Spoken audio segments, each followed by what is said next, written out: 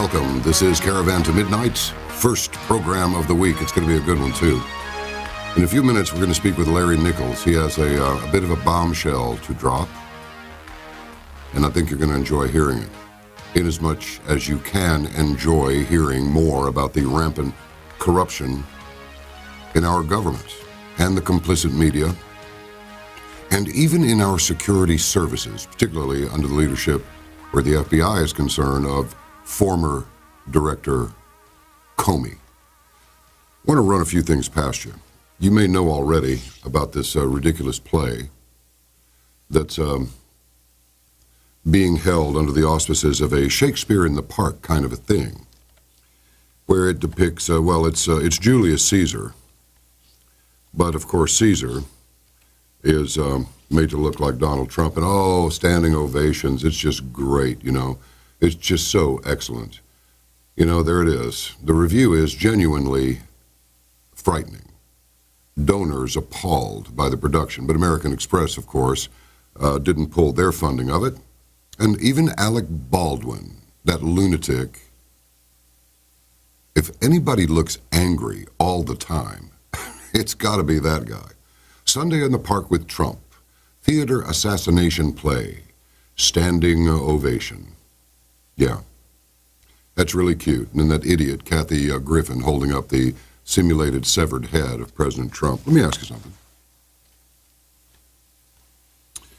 If I were to say the last time a president was elected who really wanted to do something for the country was 1960. And that president was John F. Kennedy. What did he want? What do you mean he wanted to do something for the country? Well, he wanted monetary stability. Money used to say silver certificate. After a while, it started saying Federal Reserve note, which is effectively meaningless. He wanted a de-escalation of tensions between nuclear-armed Russia and Red China and the United States. Anybody see anything wrong with that? Because I can tell you, it wasn't a lot of fun just having in the back of your mind, even as a child, the possibility that you could be annihilated with a nuclear weapon at any time, middle of the night, middle of the afternoon, Sunday afternoon, by the pool, by the beach, out walking the dog. Boom, you're gone. You're out of here. And of course, the news media back in those days, the local television stations delighted in showing the blood on the pavement after a car wreck. Hence the term, if it bleeds, it leads. Because there weren't that many, shootouts, bombs going off and this and that. Not when I was a kid. That didn't happen.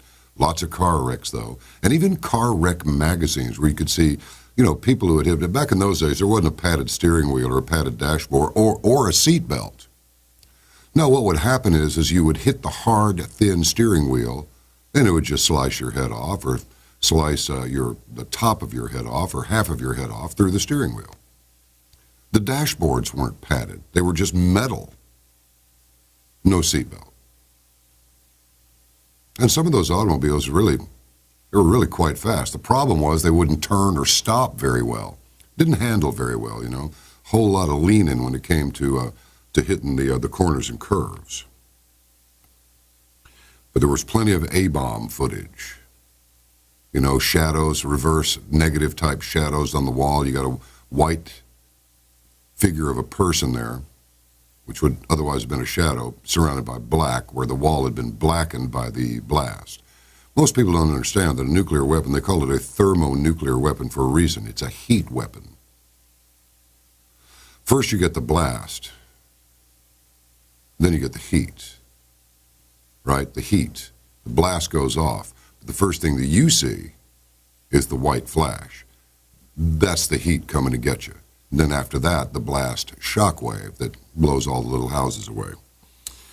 And that's kind of a rough way to check out, if at least it's perceived as such. Maybe it's pretty quick, but, if you're observing this, you just think, wow, all those people just suddenly gone, as if they were never there. Kind of a rough thing to have in your head as a kid. Number 3, he wanted no involvement in Vietnam whatsoever. He sent some consultants, called them advisors, but that's what they were. They were consultants, just a different name for the same thing. He didn't want to get us embroiled in Vietnam. The military-industrial complex did. Wow, all that money to be made from aircraft, missiles, bombs, ships, not to mention the Golden Triangle was right over there. Got a lot of heroin out of there. A lot of money in that white powder pop. Remember that from Godfather? Number 4, he wanted to go to the moon and beyond. And number 5, he wanted peace among the races. And they murdered him. And the media, you can say assassinated if you want to, but it was just a cold-blooded murder with a deer rifle in front of the whole country. While Abram Zapruder stood there with a steady hand and filmed the whole thing for people to see over and over and over again. Then, that was in November, right? November 22nd, 63. Well, in April 64, Lyndon Johnson, a criminal SOB, who was on his way to jail by all accounts for nefarious business activities involving a guy named Billy Saul Estes and a guy named Bobby Baker and others. A lunatic, a psychopathic criminal. That's Lyndon Johnson. LBJ. I think it's a disgrace that Dallas has a Highway 635 as the LBJ freeway. Well, the media covered it up, and they continue to cover it up. Remember Bill O'Reilly going on and on with somebody about Oswald did it. Oswald did it. Oswald did it. Before he left Fox News, never to return again. I thought he was a bright man. Still do. I repeat, he seems to have an obsession with killing Jesus, killing Kennedy, killing Lincoln, killing. Looks to me like he killed his career. Something did. Now, a lot of people say, well, he was a great conservative voice, and they just wanted to stifle him. You know, the biggest thing that's going to stifle Fox News is when that bunch gets on there, the Five or the Friends or whatever it is, and they all start screaming over each other. I can take that for about 10 seconds, and I just turn it off. They're all yelling over each other. It's just stupid. It sounds like, I don't know what it sounds like. It sounds like a dysfunctional family holiday brawl every day. I don't like it. How much like President Kennedy is our duly elected President Trump? He wants the border secure. He wants to vet people coming from known countries which are sponsors or participants in terror. Oh, but now the disgusting Ninth Circuit Court of Appeals, a notorious hive of scum and liberalism, has decided, no, it's a Muslim ban. What if it is a Muslim ban? If it's a Muslim ban, I say good. That religion, that culture is incompatible with ours. Why can't they just have their space and we have ours? I want you to look up 2 things. I want you to do this. This is your homework, and I want you to complete it. Wikipedia does a good job with this, but you can tell that in some instances the personality of the writer or the poster is to be revealed. So just stick with the facts. I want you to follow this up. I want you to look at 2 things. The Crusades and why they were launched. And then I want you to look at the Reformation, the split from the Catholic Church. Just read it. Don't glance over it and get bored. Read it. I want you to know all about the Crusades. It won't take long. You'll know enough. Oh, it's just the Crusades. We just went over there and beat up a bunch of Muslims. Wrong. Spain had to put up with Muslim syndrome for about 700 years. Spain. Seriously, you need to look into this. There's too much information for me to tie up your time now by reading it. I'll just leave it with this, all right? the Crusades, the first crusade, 1095 to 1099, 4 years, was the first of a number of crusades that attempted to recapture the Holy Land, called on by Pope Urban II in 1095. It started as a widespread pilgrimage of Western Christendom and ended up as a military expedition by Roman Catholic Europe to regain the Holy Land taken in the Muslim conquests of the Levant, 632 to 661. So it took 400 and some years to get this rolling. But remember, ISIL, Islamic State of Iraq and the Levant. Well, this is the Levant they're talking about. And then the Reformation, also referred to as the Protestant Reformation and the European Reformation, was a schism from the Roman Catholic Church initiated by Martin Luther, continued by John Calvin and others, Protestant reformers in 16th century Europe. Now that's the 1500s. Most experts on the subject consider the publication of the 95 Theses by Luther in 1517 as its starting point, with the peace in Westphalia in 1648, concluding the 30 Years' War as its ending. All right? So I want you to look into it, the Crusades and the Reformation, and you'll get an idea of what we're looking at now, because we are looking at it now. Now, that first crusade ultimately resulted in the capture of Jerusalem in 1099.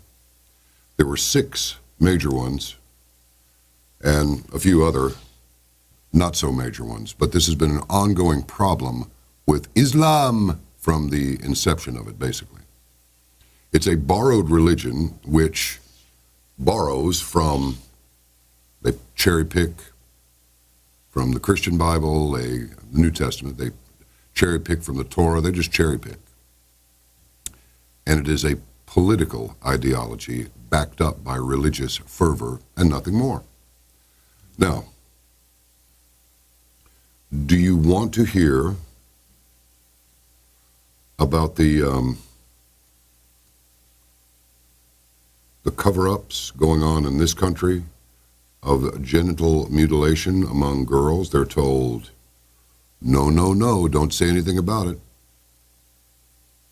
A new study has confirmed about 150,000 genitally mutilated women just in Sweden, and they're starting to do it here. 8 neighborhoods have been added in Sweden, and they're all no-go zones. Really a no-go zone because the Muslims have control of it.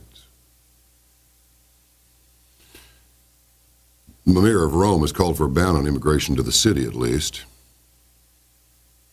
We'll see how that goes. And the migrant influx where Europe is concerned is shifting, but it's not letting up.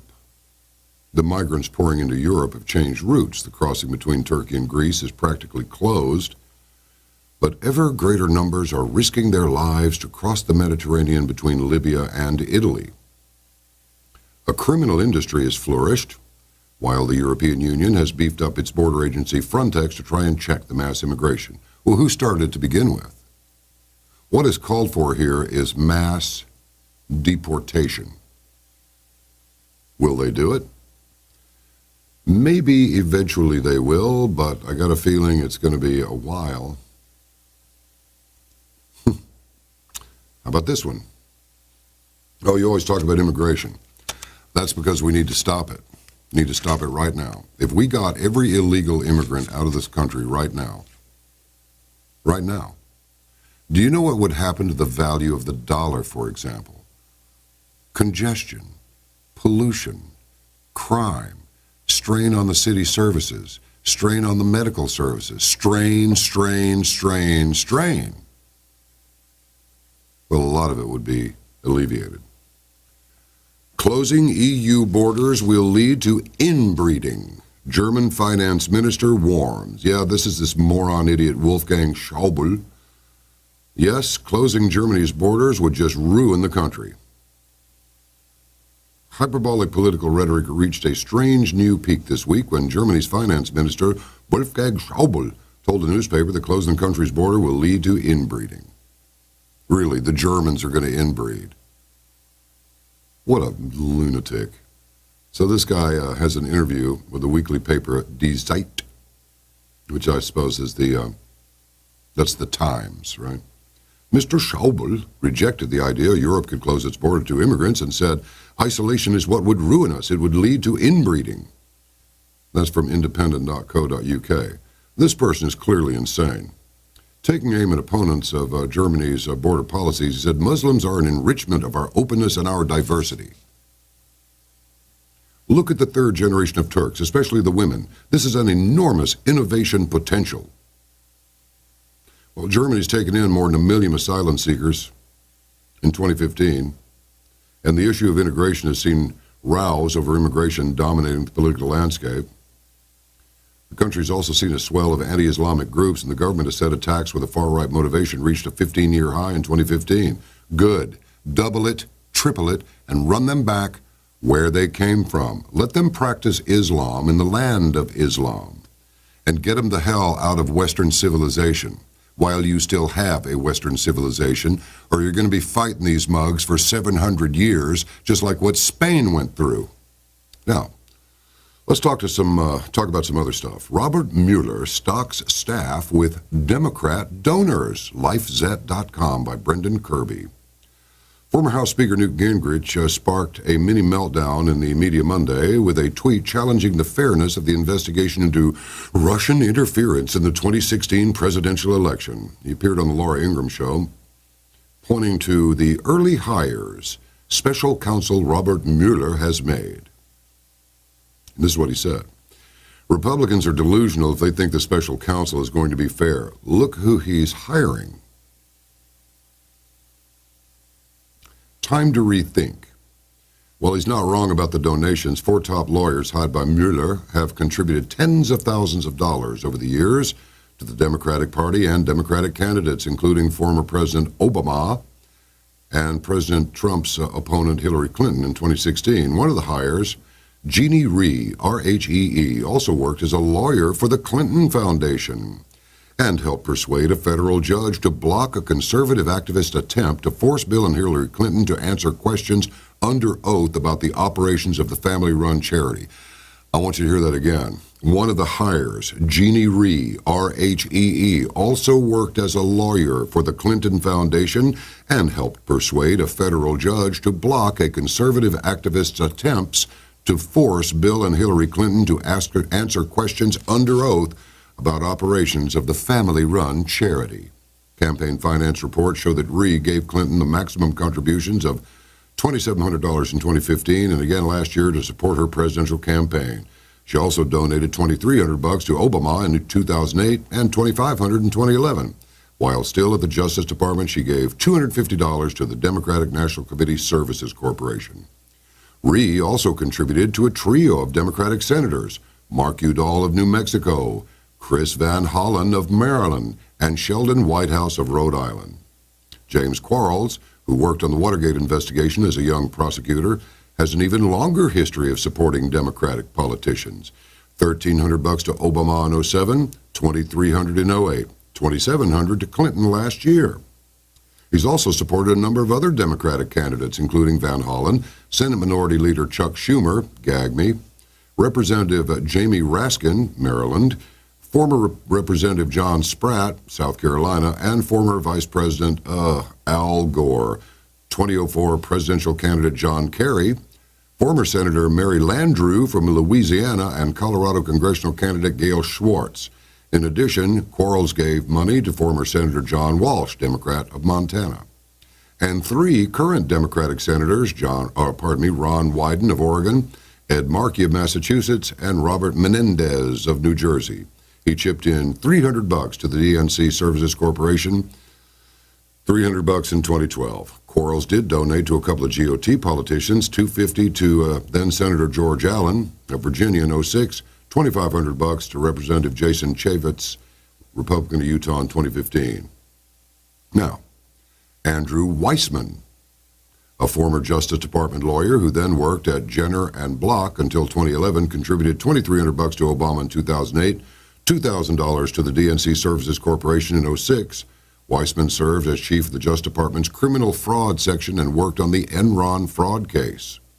A fourth lawyer on Mueller's staff, Michael Dreeben, D-R-E-E-B-E-N, donated $1,000 to Clinton in 2006, $250 to Obama in both 2007 and 2008. He was Deputy Solicitor General and has appeared many times before the Supreme Court. Media pundits generally dismissed concerns over the Democratic Party ties of the staff Mueller is building. Several Trump critics noted that Gingrich had previously tweeted that Mueller was a superb choice to be special counsel and that his reputation was impeccable for honesty and integrity. Journalist Paul Vail, who's written for the Huffington Post and the Times of London, tweeted, "Boiled cabbage Gingrich lays out the White House plan to discredit career lawman Mueller, all in the service of his babbling paymaster." CNN anchor John King on Monday asked the network's chief congressional correspondent Manu Raju if it should be a concern. No, because Bob Mueller is the one who's in charge of this investigation and will ultimately decide how to proceed, and there is some oversight over him by Deputy Attorney General Rod Rosenstein, even though there is a special counsel. Now, from Breitbart, CNN cuts feed after senator objects to Clinton Foundation attorney joining so-called independent counsel.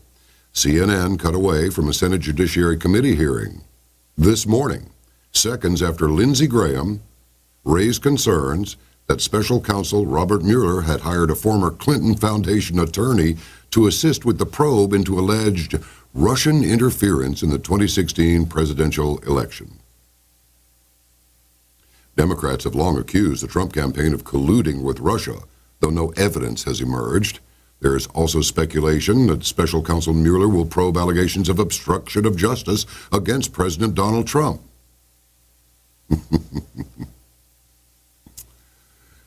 Yep, earlier this week reports emerged that Mueller had hired attorneys for his investigative team and had donated Hillary Clinton in the past. Okay, you already heard about that. So Graham asks, is giving political donations a reason to disqualify somebody for serving the special counsel's office? Rosenstein, no, Senator, it's not a disqualification.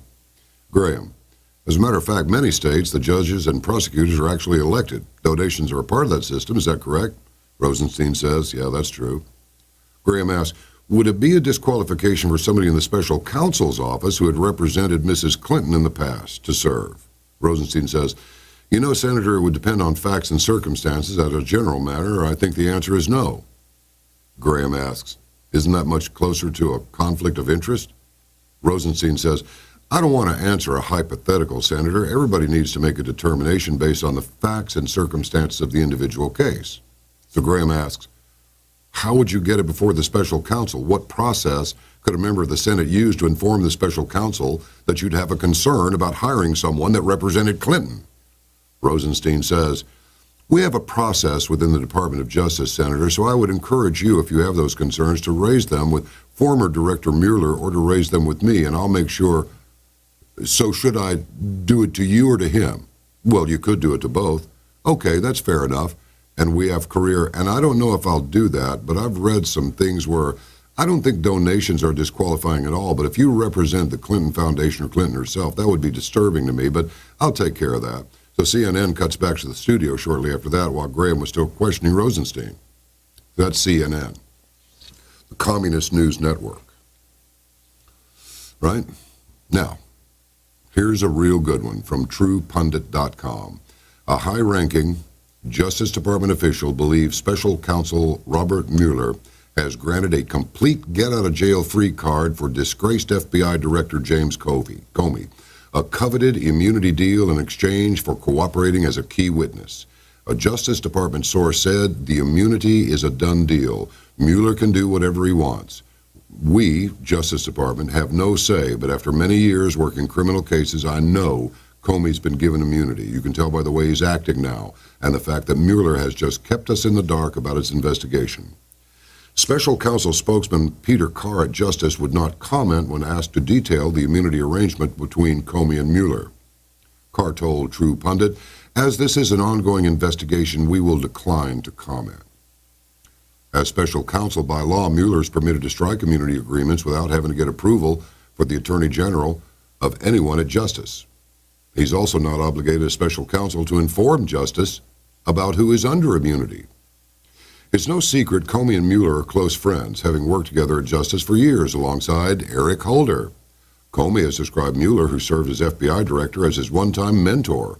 If someone in Congress cared enough to do something about it, there are no shortages of conflicts of interest at play here in what is supposed to be an impartial investigation. In fact, it's somewhat staggering. But what are friends for?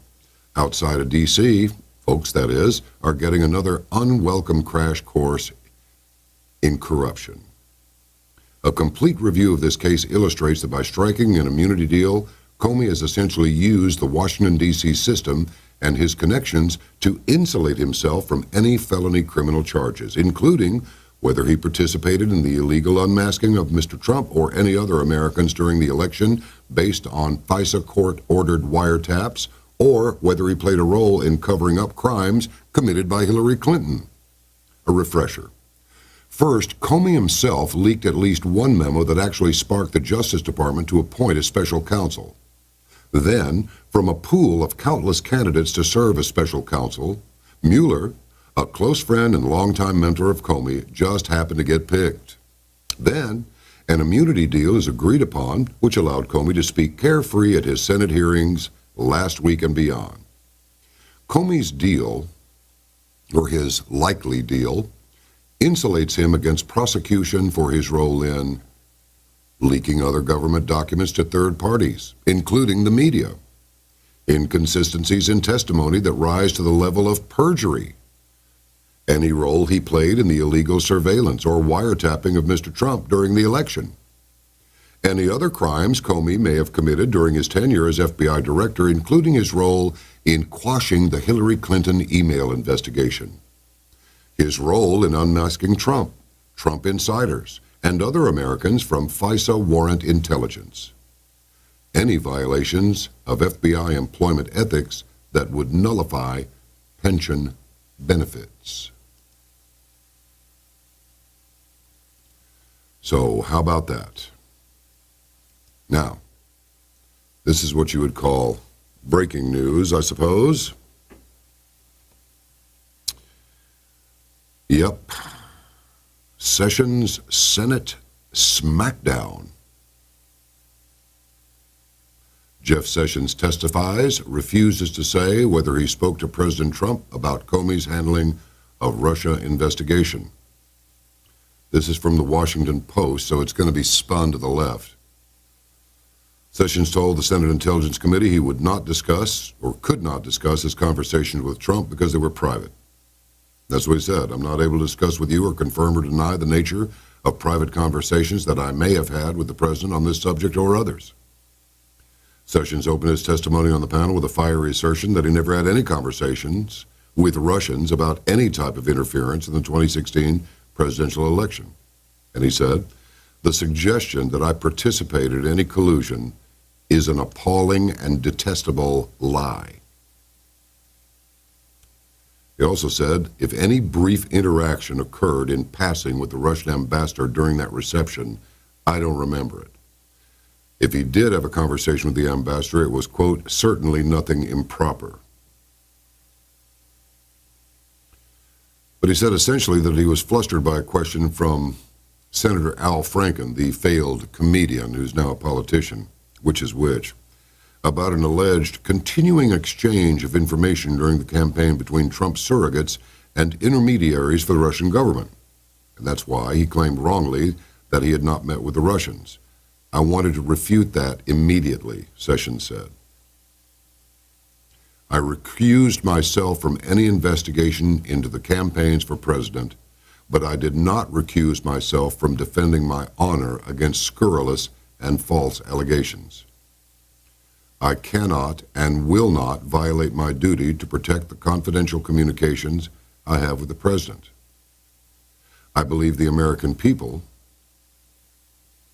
have had it with stonewalling, said the Democrat of Oregon, Senator Ron Wyden. Americans don't want to hear that answers to relevant questions are privileged or off limits. We're talking about an attack on our democratic institutions, and stonewalling of any kind is unacceptable. Sessions shot back, "I'm not stonewalling, I'm following the historic policies of the Department of Justice." Wyden noted that Comey had said it was problematic for Sessions to oversee the Russia probe for reasons he did not explain in a public setting. Sessions got angry again when Wyden pressed Sessions to explain what facts might be problematic about his involvement in the Russia probe, as Comey suggested. "Why don't you tell me?" "There are none, Senator Wyden. There are none. This is a secret innuendo being leaked out there about me, and I don't appreciate it, and I've tried to give my best and truthful answers. People are suggesting through innuendo that I've not been honest, and I've tried to be honest."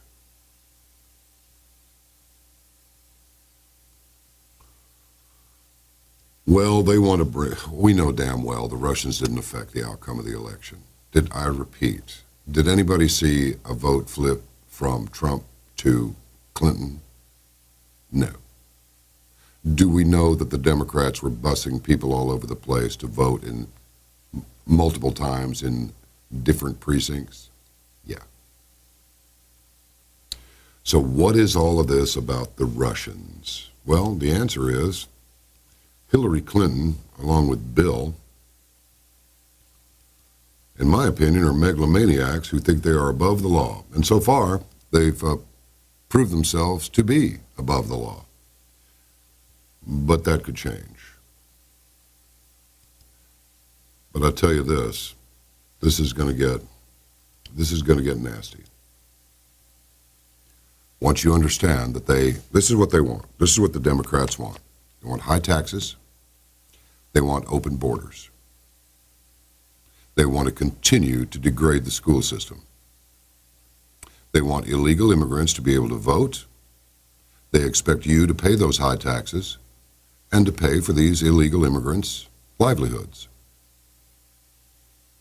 If they get their way, and if it swings as far to the ridiculous left as it has in other countries, they'll be demanding that you put immigrants up in your own homes. So I know that sounds like a stretch, but it has happened. Just like at the University of Cape Town, the idiot Africans decide that all science must be abandoned because it's racist. So first they burn the administration building down, then they burn their dormitories down, and then the government says white people must take these students into their homes. That's what you're looking at. This ridiculous attack on our republic needs to be crushed. Islam needs to be pushed back to its point of origin and quarantined.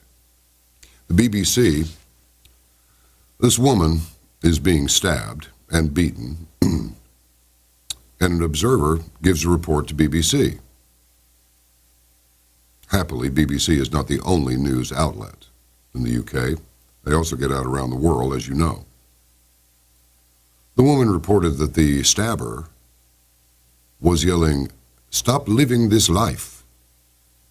This is for Allah, Allah, Allah."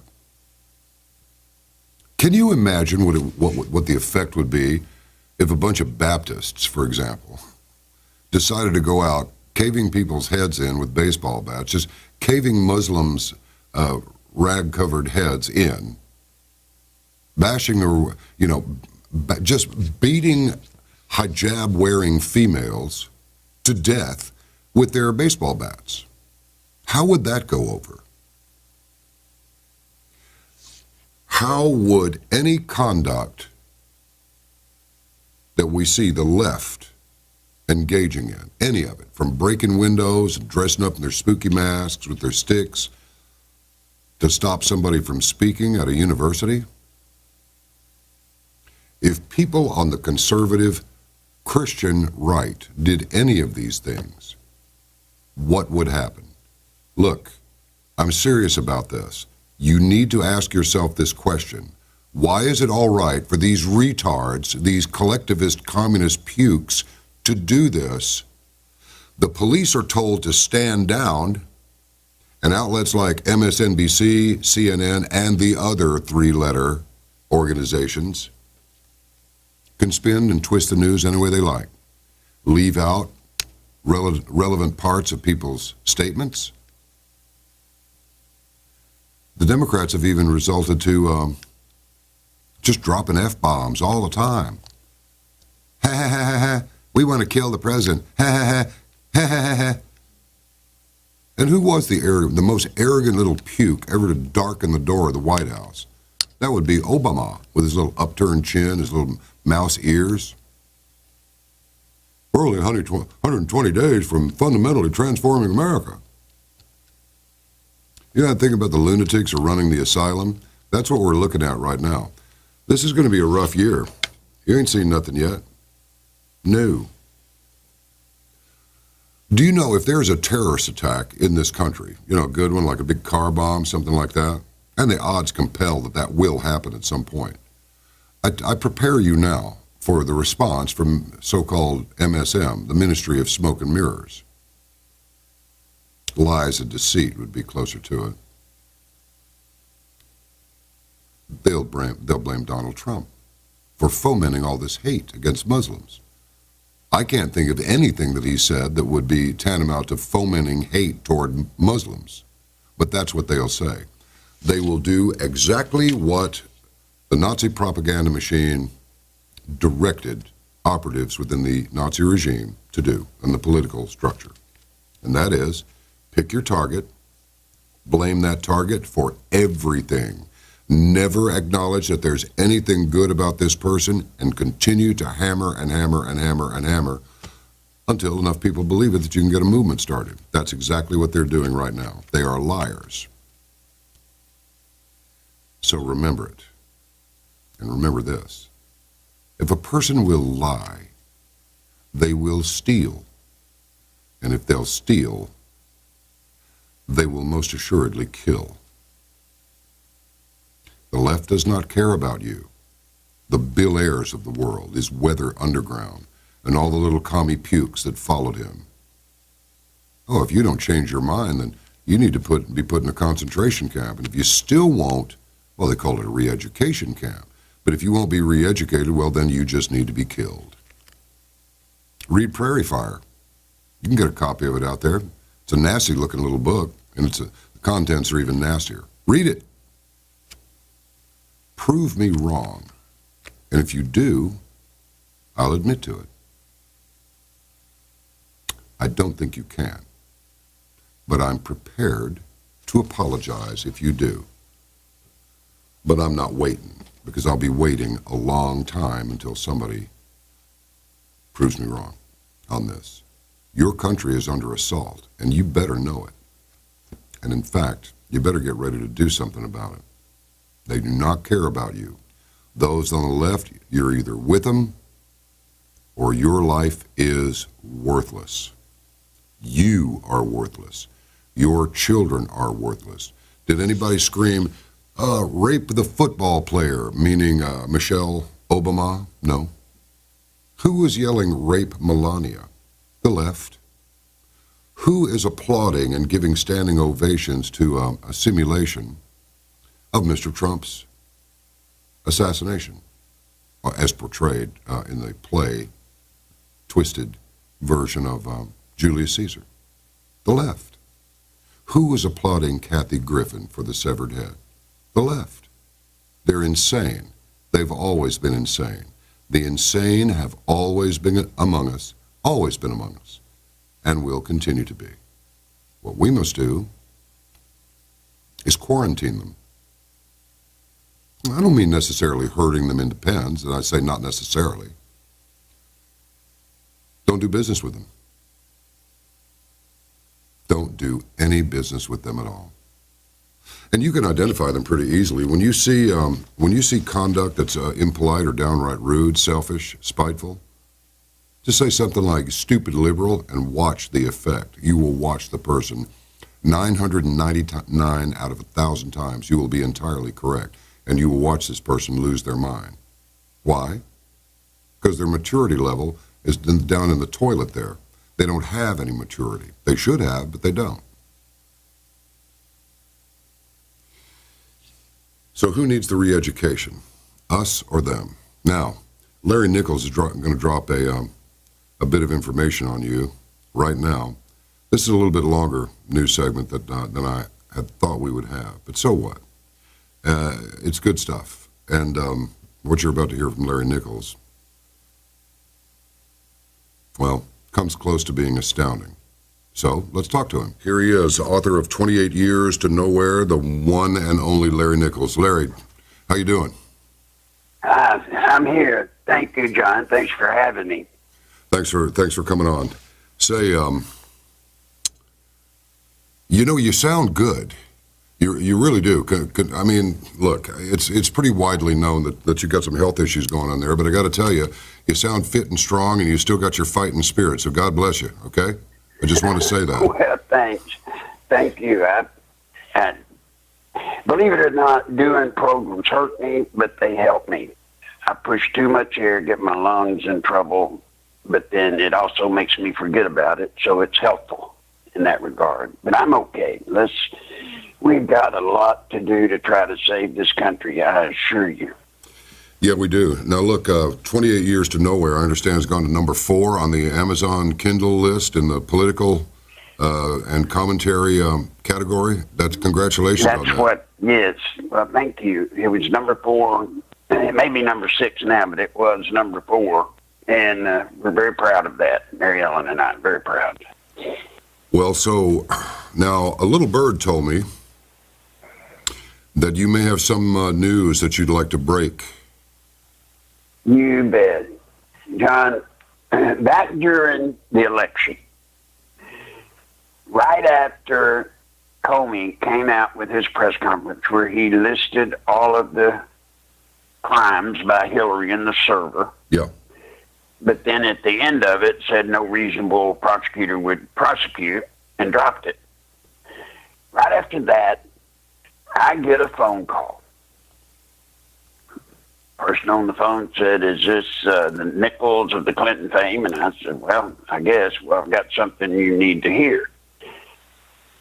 We made a few words that I can't bring out, but he played it for me. And what it was, John, was a tape recording of a meeting in which Loretta Lynch, James Comey, Podesta, I think Susan Rice was in it, and 2 or 3 high-level Clinton campaigners, staff, were in this meeting.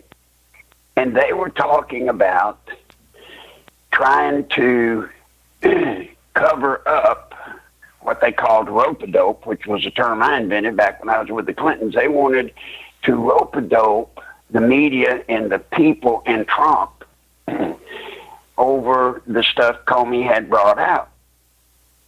So the plan, they said, was to let it fester, let it get really big, and for them to kind of promote through channels, as they said, getting it out there and getting it all, stirred up. And then at the last minute, about 10 days, they said, before the election, or a week to 10 days, what they were going to do is they said, "Comey, you'll come out and you'll say that the case is closed." And then that way Trump would have no way to retaliate against the case being closed, and Hillary and all of her people can say, "See, we told you," and then they would win the election. Now, I heard that tape. I have tried to get that tape, and I'm not through trying. But I would say this, John, to Washington, D.C., and all of these creeps up there trying to conduct these hearings and get President Trump, that tape exists. Somebody needs to get it, because if you listen to the tape that I heard, the recording I heard, you hear not only collusion, you hear not only obstruction of justice, but you hear conspiracy by the criminal justice system working to get Hillary elected. Now, folks, that's big time. That would blow this whole thing wide open. The problem is the Republicans don't care anything about hearing it, because, John, the Republican establishment, they don't want Trump either. They're all rooting this on, these hearings. They're rooting for all of this to take Trump out. But folks, I'll tell you this, in case you think I'm making this up. During that time, John, when that was played to me, during the election process, I was doing a conference call with a few people every day. Right after hearing the recording, I talked about it on the conference call. Saying what they were going to do, and then they ended up doing it, which was him dropping the case right at the last minute. There's no way I could have known that, John. No way.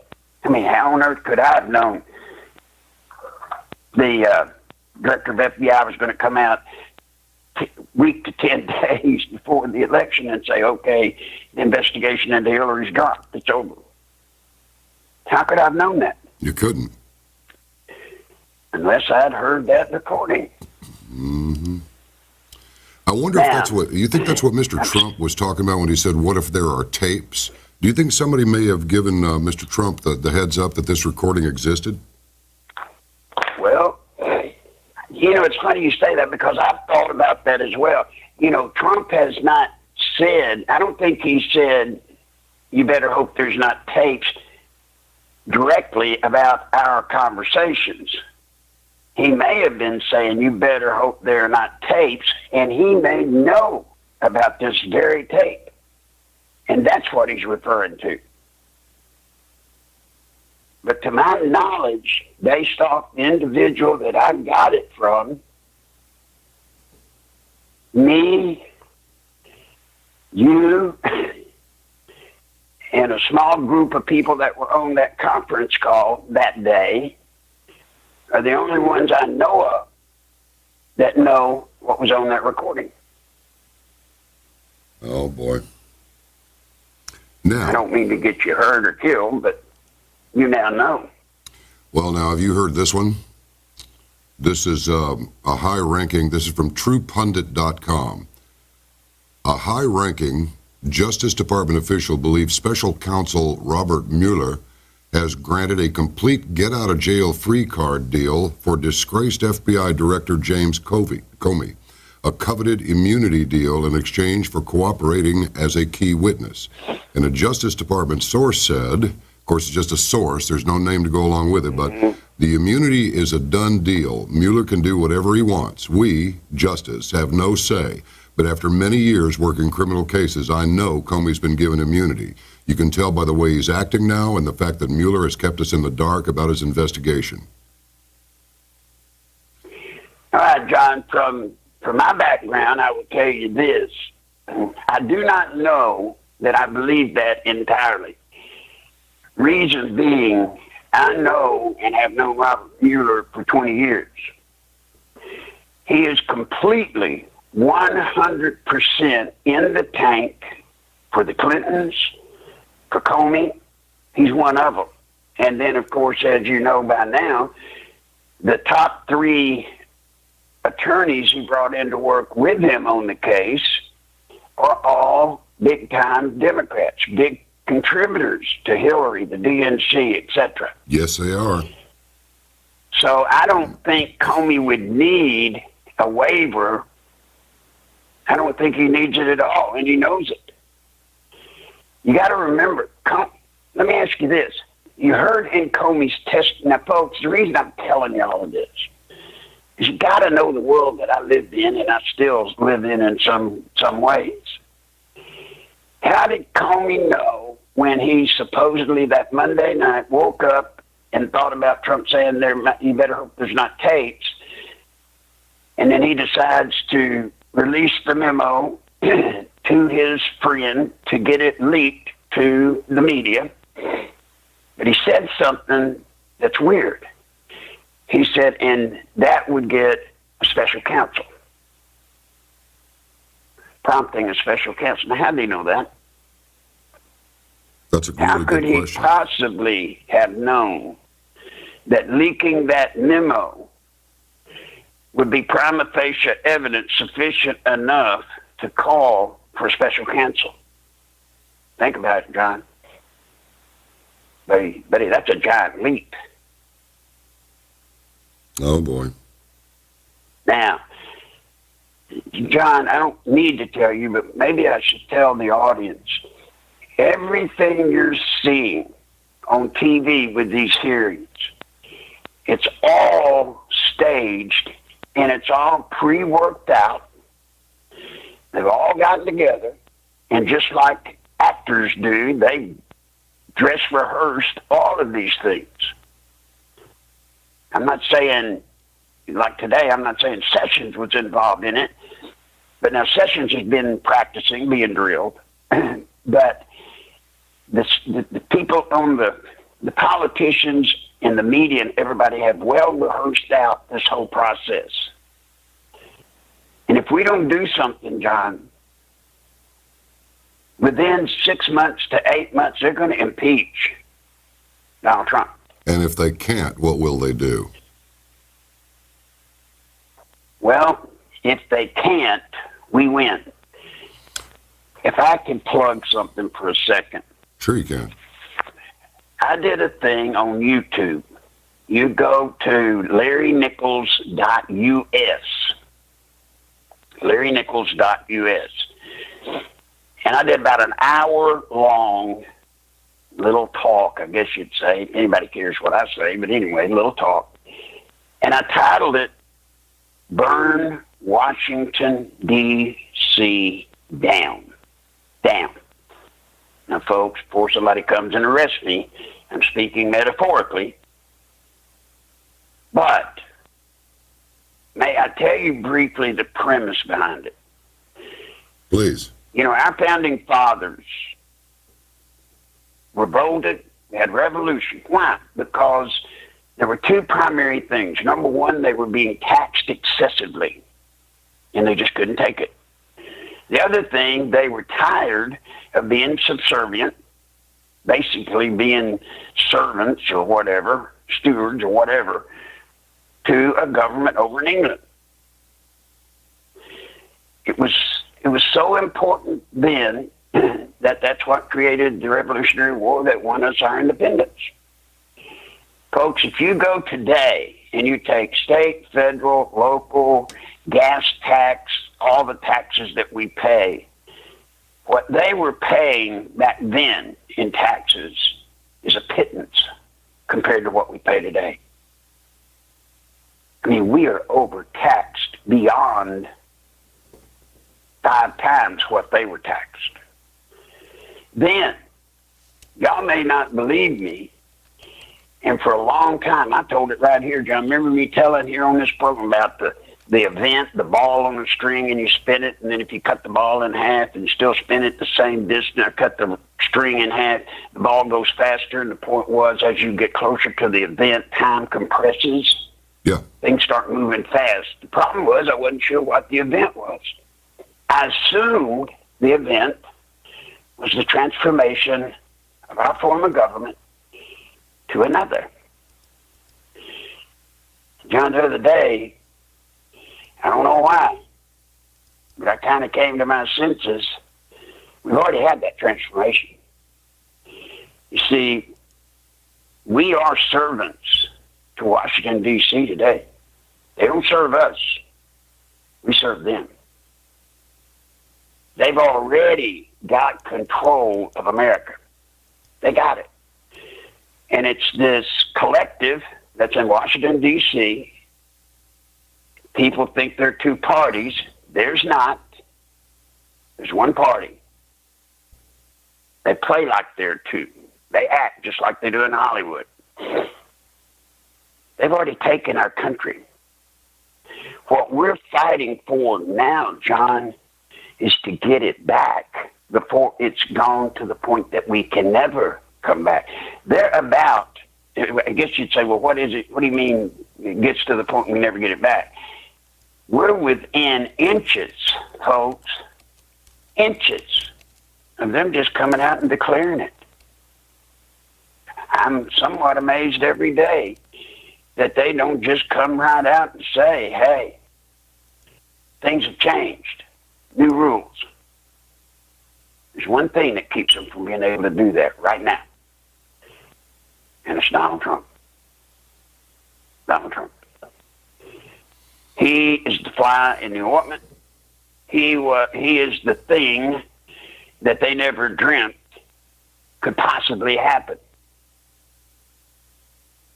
They didn't. As a matter of fact, they outsmarted themselves by half. You remember, don't you, when there were 16 Republican presidential candidates, how the media they just were Trump, Trump, Trump, Trump, Trump. Yeah. They gave him that primary. Why? Because they knew he would be a joke against Hillary. So they had it sewed up. But guess what?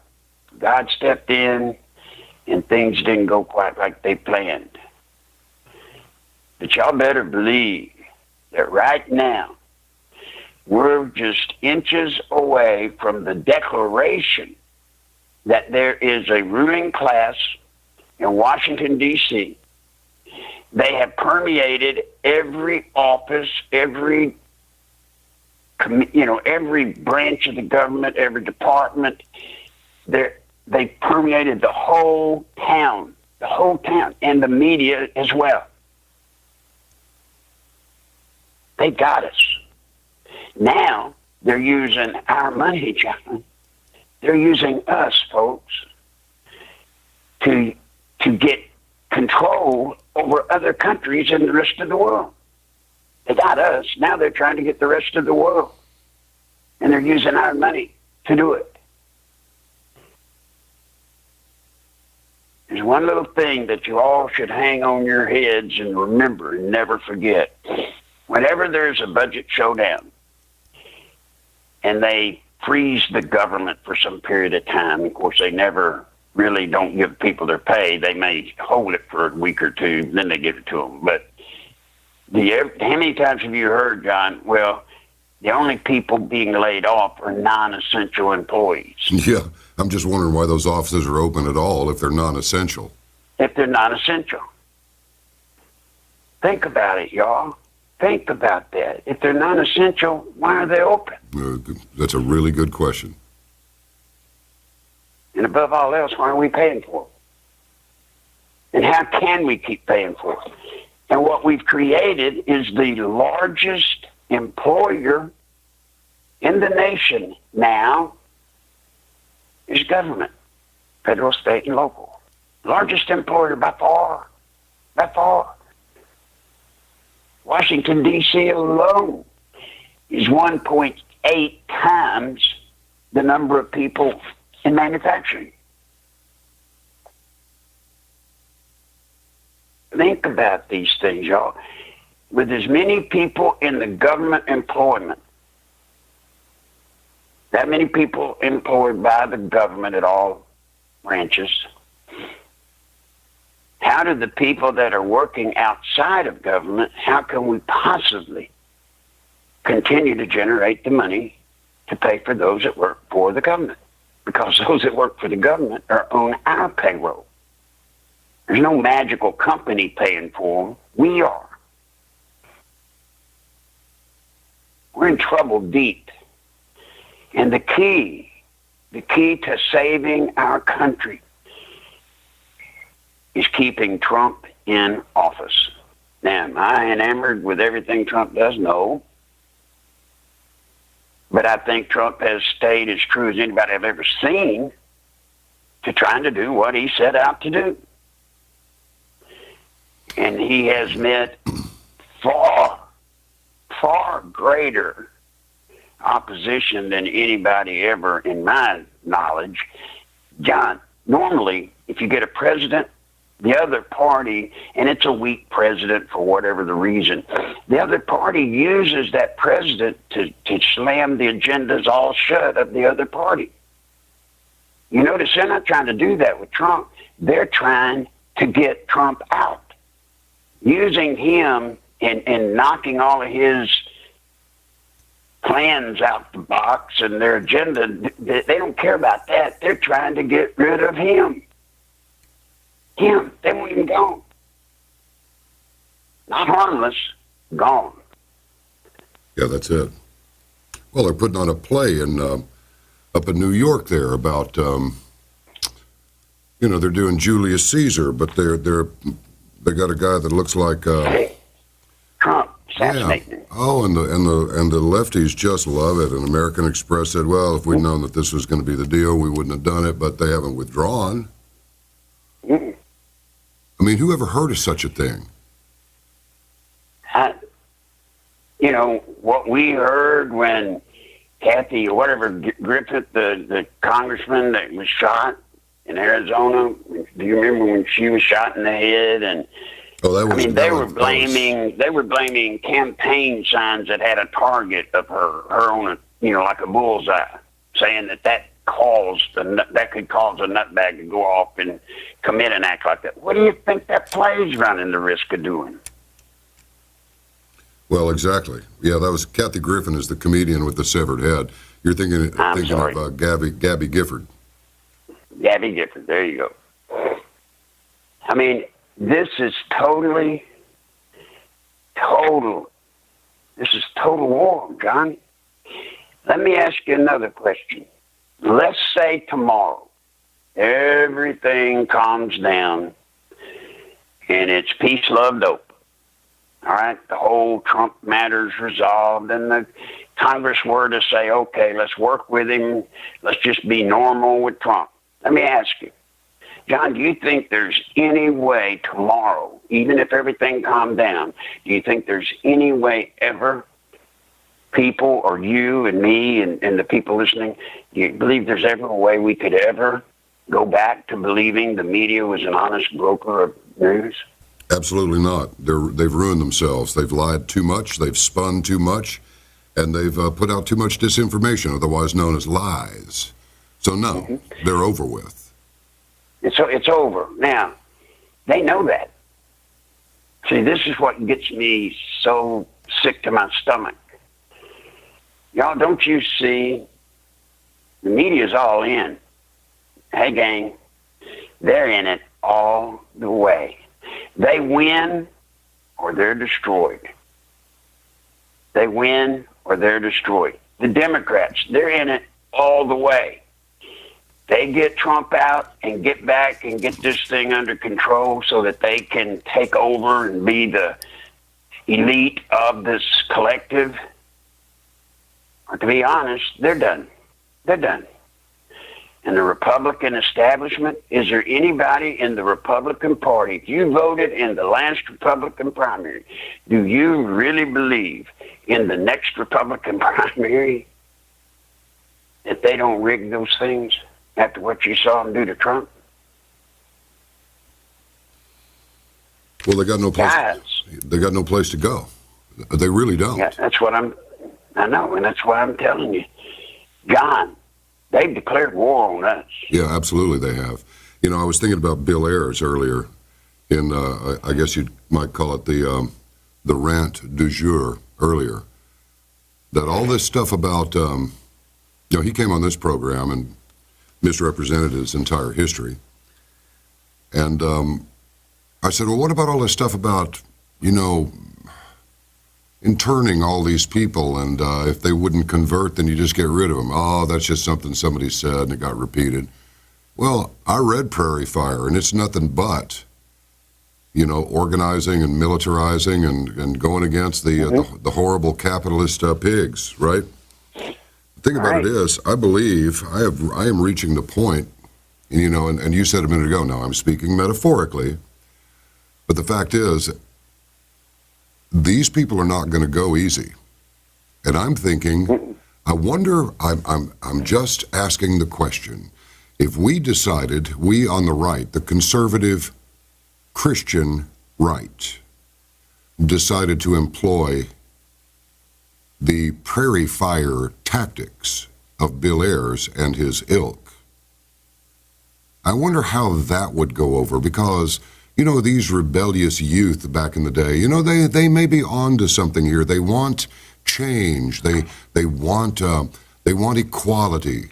These people don't want equality. That's the last thing these people want.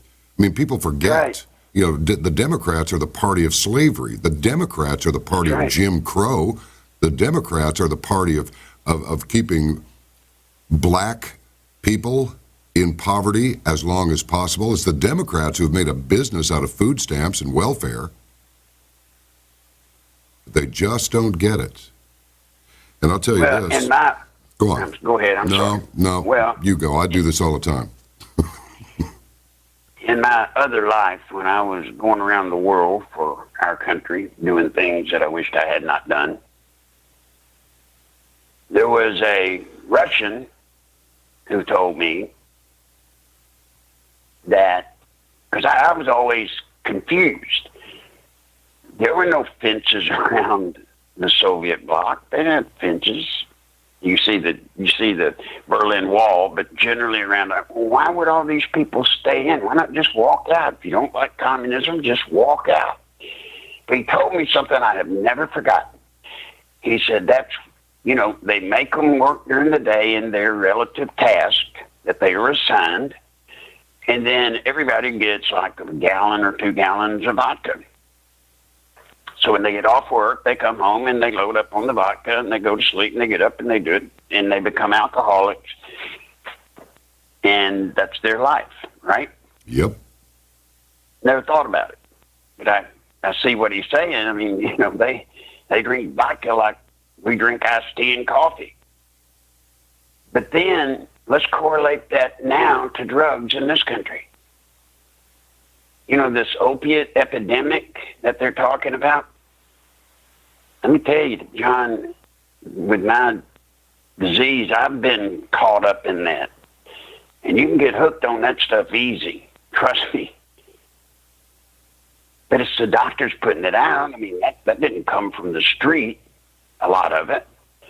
And then they create, crystal meth, the cheaper kind of thing that they replaced, I think, heroin with or whatever. I'm not a connoisseur of fine illegal drugs, so I can't tell you the names of this stuff. But they keep the blacks in this place. How? The drug culture. So when they sit there and tell us they're trying to stop all this drug stuff, I got to ask myself, do they really want to stop it, or have we replaced what Russia or the Soviets used as vodka? Have we replaced it with narcotics? Have we? Yeah. I don't know.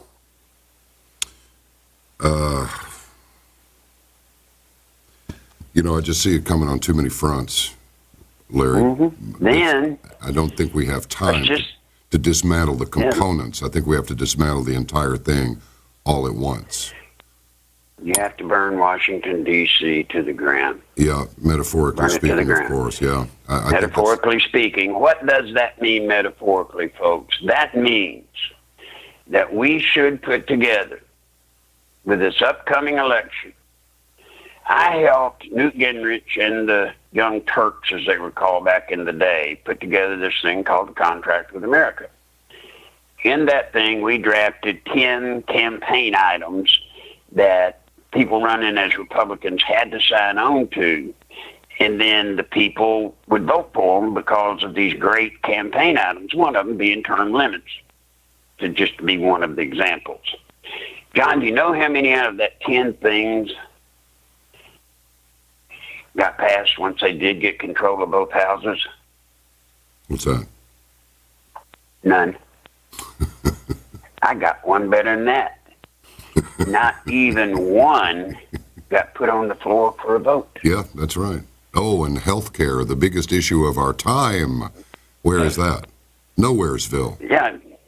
And I heard James Comey, just so y'all know, I'm an equal opportunity slammer.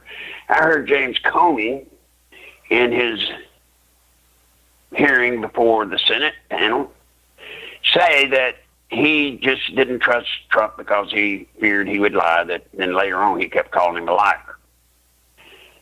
But he didn't have that feeling about Barack Hussein Obama. Barack Hussein Obama told all of us, you could keep, I'm using this, you could keep your health care and you could keep your insurance if you want to.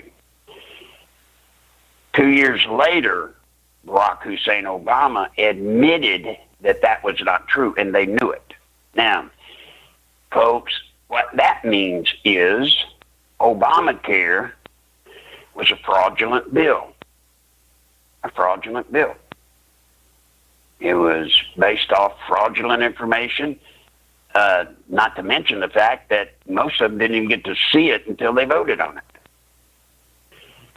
But I begged congressmen, I have begged senators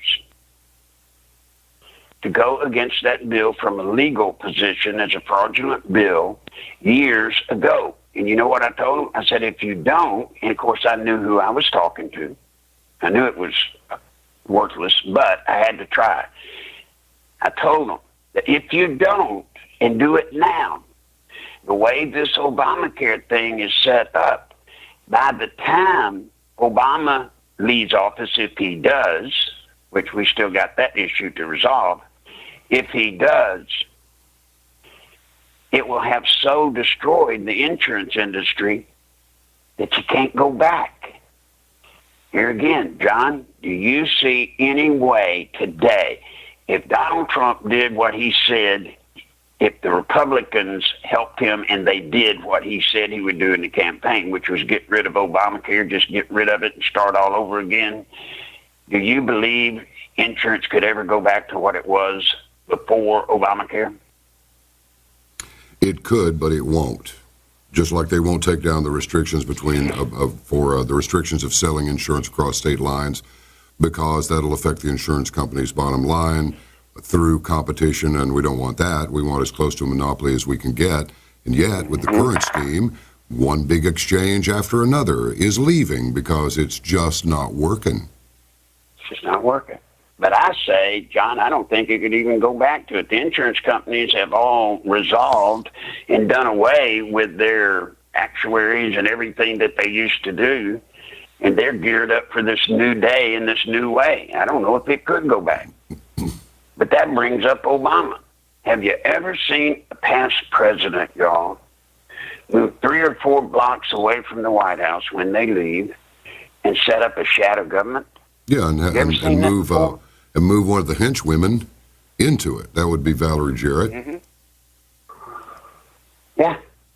Now, why is that important? Well, folks, I go back to why they've got to impeach Trump. Under the FEMA provision, had Hillary have been elected, could have happened under Obama, but it didn't, for whatever the reason. Had Hillary been elected, they could have 5 major cities, as I've told you here on this program, massive riots all at one time. That triggers FEMA provisional government automatically. At that point, the president becomes king. Congress, they all have to go back to their states, and they become the federal government. If you want to talk to the federal government, you got to go to them. And it basically, the FEMA provisional government is a 16th century European model. That's what we become. It's a dictatorship, more like a king, and then you've got the power elite who become dukes and earls. Yeah. You got it? Oh yeah. Now, Hillary didn't get elected. So people are saying, well, now that won't work now because were Donald Trump to get impeached, then Mike Pence would be president. So if they did the 5 riots, then he would become king, and they certainly don't want that either. More him than Trump for sure, but not really even Pence. Well, there's a part of the FEMA provisional that people need to understand. The 5 major cities with riots, that triggers automatically FEMA. Any type of attack on our soil triggers FEMA automatically. There are only 2 things that do. Everything else has to be approved by Congress. So, let me give you a scenario that you better think about. Let's say they impeach Trump. They do it in such a way to where there's such controversy, such confusion, such rioting and trouble in the streets that Congress gets together and decides we're going to have to come in, what people call martial law. But, John, there's a moment in time when Congress comes in that most people don't even know exists. It's called, as a part of the FEMA provisional government, our standing form of government must be set aside. That means before they create this new form of government, for a temporary period of time, they set aside our present way of governing. At that point, John, Congress can pick whomever they want to be president. They can pick you, pick me. I doubt they do. But I wonder, in that kind of a situation, would there not be logic in the fact that they'd run around saying, well, gosh, we're in a crisis. We need a president that's got experience. We don't need to pick somebody that's never been president to act in this crisis moment as president, right? Oh, yeah. So who would be the logical candidate? Well, that'd be Barack, wouldn't it? Be Barack Hussein Obama. Well, that little bastard holds his little chin up there like he's already a king anyway. I can't stomach him. Never could. But think about these things, y'all. That's why I say we're in perilous times. Oh, people are going to say, well, you're crying wolf. You're just a... No, I'm not. Hey, check for yourself. Are we paying more in taxes today than our founding fathers did that caused them to literally revolt? Yeah. I'd say we're past that point by double. Past that point. Now, ask yourself this. Does Washington, D.C. serve us, or is it set up now to where we serve it? Whatever they want us to do, we got to do. All they do is shove us into one war after another, squander our money, and spend it on programs that I would say maybe 1 in 100 people would support. So, no. When you go into communism, what happens in communism? You have a small handful of the power elite called a collective with one person like king, and everybody else is a peasant. Does that not sort of ring a bell right now? Yeah, it does. I saw a bit of a movie, and it really struck me hard. I don't even know what the movie was, so forgive me. I think it was, anyway, something about the Revolutionary War. And here was Sam Adams, and it was the day they decided to vote to make us the Declaration of Independence. And he made some kind of speech. But what I heard, I didn't see the movie, I just switched and saw this part where he's speaking. And what he said, I want you all to take to heart. I think he must have really said it because they tried, I think, to be sort of accurate. What he said was, you know, I know y'all think I'm a scumbag, my words, not his, that I'm a thief, I'm a crook, whatever. And y'all are all big time, you know, esteemed, well-respected people. But Johnny said, do you realize we're equal in this? The king doesn't consider you any better than me or me any worse than you. You're no better. We're all equal. Our government treats all of us equal. They do. Just not equal in the way we're thinking of treating us equal. You can have $1 million. They don't care about you. You could have $10. They don't care about you. Back to the agreement that I think we need to perfect and put together. Everybody says term limits. I agree. We should force term limits. How do you get term limits? That's the problem. Congress has to approve term limits on itself. And I don't think we need to hold our breath thinking that's going to come anytime soon. Unless we do one thing. If we had an instrument that we all get behind, and let's say it has like 10 things, we'll figure out what the 10 things, I'm just picking one being term limits. And this instrument, we say to anybody running as a Republican, we can take over the RNC. Trump proved that. There are enough of us that if we act in concert and work together, we can take control of the RNC. So here you have this instrument, this this contract. And for that person to get our vote, he's got to sign it, saying that he will vote for term limits. Plus, in the contract, the wording's got to be such that when a politician agrees to the things and says, you know, if I'm elected, I will do these things. If he does not, even through trickery of the wording of the bill, so, you know, sometimes they trick a bill to where it looks like they're voting for it, but they're really voting against it.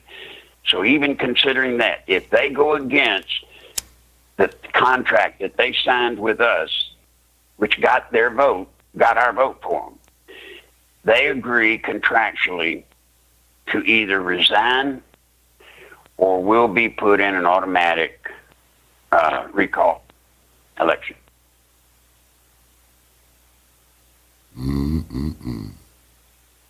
Look, I know that sounds far-fetched, but there are enough of us to do it, John.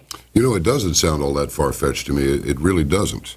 The part that keeps nagging me is the part about suffering. How much suffering must the people endure? The thing is, they've numbed themselves. So many of them have numbed themselves with mostly vice, and if not, then health problems that have resulted in vice, hence the opiate-induced constipation commercials, that I wonder if they can feel the pain that's going to be necessary to be felt before some action follows. I really wonder if we're not just so... See, that goes... Go ahead. That goes back to the Russians drinking vodka. Doesn't it? Have they? Yeah, I mean, they have a goodly portion of this country, a good portion of it, whether it be illegal stuff like crystal whatever, or prescription opiates, whatever. They got enough probably now to where when people lose their job and they're losing their families and they're losing their home, you know, they take that stuff because it puts them in a zone where they don't hurt. And I'm not talking about physical hurt. I'm talking about mental hurt. Mental hurt hurts just as bad as physical, and not worse. So what do? You drink or you take something to get you out of that pain. So you're right. I mean, are we in such an alcohol or drug-induced doldrum that as long as we keep getting the drugs, I guess we don't have the energy to do whatever? I don't know. But I know this. Next year, or in 2018, every member of the United States House of Representatives got to run for re-election again. Every one of them. A third of the Senate has got to run. If we're going to strike, we must do it now. We must rebuild, regather, I should say, the Trump movement. We got to. And we've got to have the courage in the beginning, John, to be ridiculed about putting a contract together to make Republican candidates have to sign it. We've got to be strong enough to stick to our guns. Because if we don't do that, we're never going to be free of this. This thing's over. And as we've discussed, John, the media is all in. It's all or nothing for them. The Democrats, they're all in. It's all or nothing for them. The Republican establishment, their hand has been played. It's all in for them. We know there won't be fair primary elections if we're not careful. They made their play. They have declared war on us. And I'm not talking about bang, bang, shoot 'em up war yet. But they have declared war on we, the people. Yes, they have. Another thing that I would put in the contract, please forgive me if this goes against something you believe, John, it's just a suggestion on my part. Since we can do nothing constitutionally or being right, just being honest, if I got $10 that I can give to a candidate running and you got $1 million you can give to a candidate that's running, obviously your money's going to have some power, right? And when that candidate gets in office, now guys, I'm one of the few people that you'll ever meet that actually did orientation acclamation for both new-coming Republicans in Washington and new-coming Democrats. An orientation acclamation is when a new guy or girl shows up. That's when somebody explains to them how it really works. And the first thing they learn when they hit the streets in Washington, D.C., before they even learn where the bathrooms are, they get the word that, look, starting today, every day of your life, 7 days a week, 8 hours a day, you must spend it raising money for your next election. If you don't, you'll lose. Now, if somebody were to ask me back then, why have I got to start then? Well, because you're an incumbent, here is the rule of the road. If you're the incumbent, your opposition to get equal name awareness, to be able to compete with you with name awareness, they've got to have 1.5 times the money you got. So if you raise $1 million, they got to have $1.5 million, which is very hard to do. Yeah, it is. So the more money you raise, the safer you're. Now, when they tell you that, then they say, now, you got a bunch of constituents. You've got John, you've got Larry, and those guys are really nice people, Mr. Politician, and they'll give you $2 a piece. And you'll never raise the money you got to have. If you do what we suggest, we have people that will help you, meaning lobbyists. And we can do aggregates and pool funds, and we can raise millions of dollars, which takes a whole lot of pressure off you. But you have to play the chit game. If you're not going to play the chit game, you won't be here after your first term. Does anybody know what the chit game is? Chit game is, let's say there's legislation coming up, John. I'm in the farm country, you're in the industrial country. All right? So here comes a bill about farming that's of interest to my constituents, and I need it so that I can get reelected. My people need to see that I voted for it, and I need to get it through. I come to you, John, and I say, look, you got no stake in this. This doesn't affect you or your constituents. Can I have your vote? You would say yes, probably. And at that point, I owe you a chit, which means at any time coming up, if you demand that I give you my vote, I've got to give it to you. Folks, now you know what the majority and minority whips do. When you see a vote coming up on the floor and you see the majority whip and the minority whip going around, what are they doing? You'll notice they carry a piece of paper or a notebook in their hand. And what they're doing is that's the chit score. And they're making sure that anybody that is owed a chit gets it, and certainly that the party gets whatever chits are up. That's Washington, y'all. It's not the government we thought it was, but that's what the government is. So much. So one of the things that I would put in our contract, I gave you this long thing to tell you this. I would suggest, since it's not fair, John, just because you got $1 million and I only got 10, if I can pay 10, you ought to be able to pay $1 million if you want to. I mean, that's just fair. But what we might look at doing is setting a fee, and if they get to a certain level, then they get, let's just say, I'm just going to pick a number. If you're running for United States Senate, there's $1 million campaign money that you get from the government or from us. That's it. You don't raise outside money. You're given the same amount of money as your opposition. They get $1 million, you get $1 million. Yeah, absolutely. Yeah, well, what happened to the humble patriots? You're going half blind, right? while they read their law books like Abe Lincoln did and not expecting to leave office rich. How is it that everybody up there leaves Congress rich? It's no wonder so many Isn't want that to stay amazing? in. Isn't that You want something? me to tell you how that happens, Please. by the way? Yeah, I'd like to Being know. on the inside? Yeah. All right. Guys, let's say you're on the Food and Drug Committee. All right. And you know Pfizer has got a new leukemia drug coming out that it's been approved by the FDA. Okay, it's been approved, but nobody knows it yet. And when that comes out, this stock's going to go through the roof. Mm-hmm. So what happens, the people on the committee pass it around, and the congressmen and the senators, although many of them their funds are in different types of trusts, all of a sudden, if you look, a whole bunch of senators, a whole bunch of congressmen miraculously bought stock in that company. Yeah, but if we did right that, before it went through the roof. yeah, that would be insider trading, otherwise known as For me or you, yeah.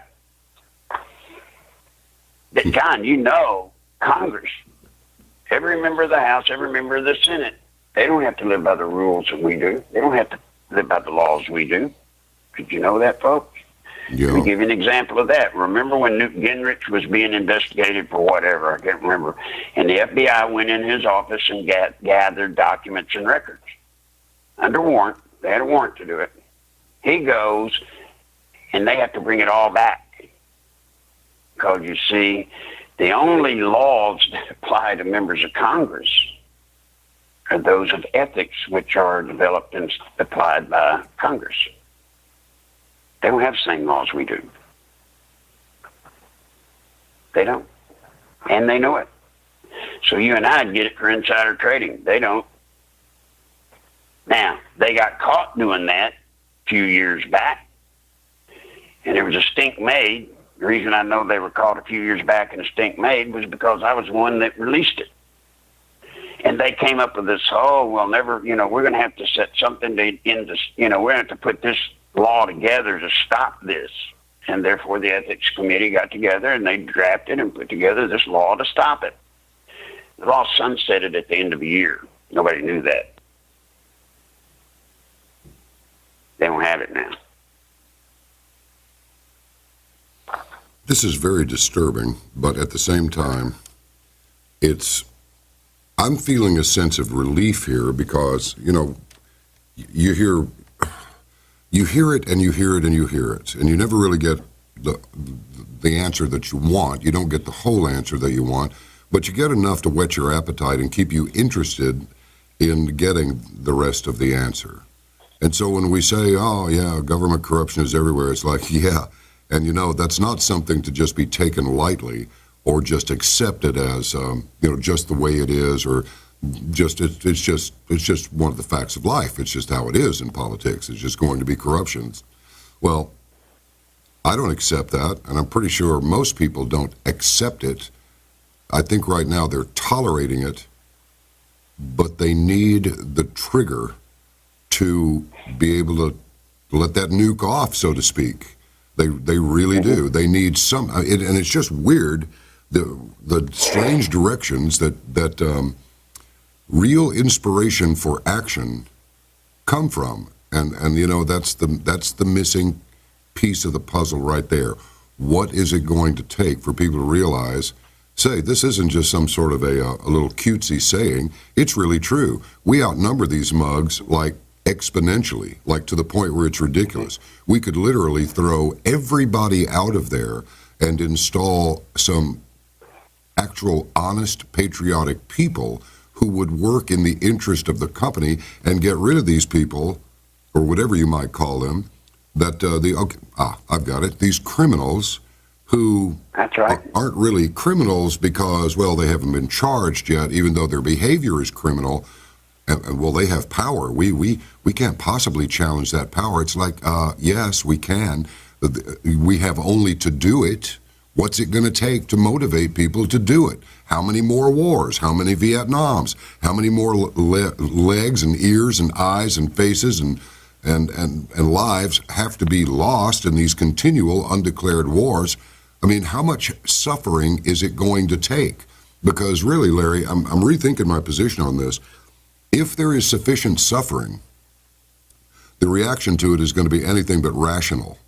We need a rational approach to this. We need a steady, just well thought out plan to affect this change. Because I'll tell you, I'm pretty sure you feel this way too, but I'm not going to speak for you, but I'm guessing I'm sick of talking about it.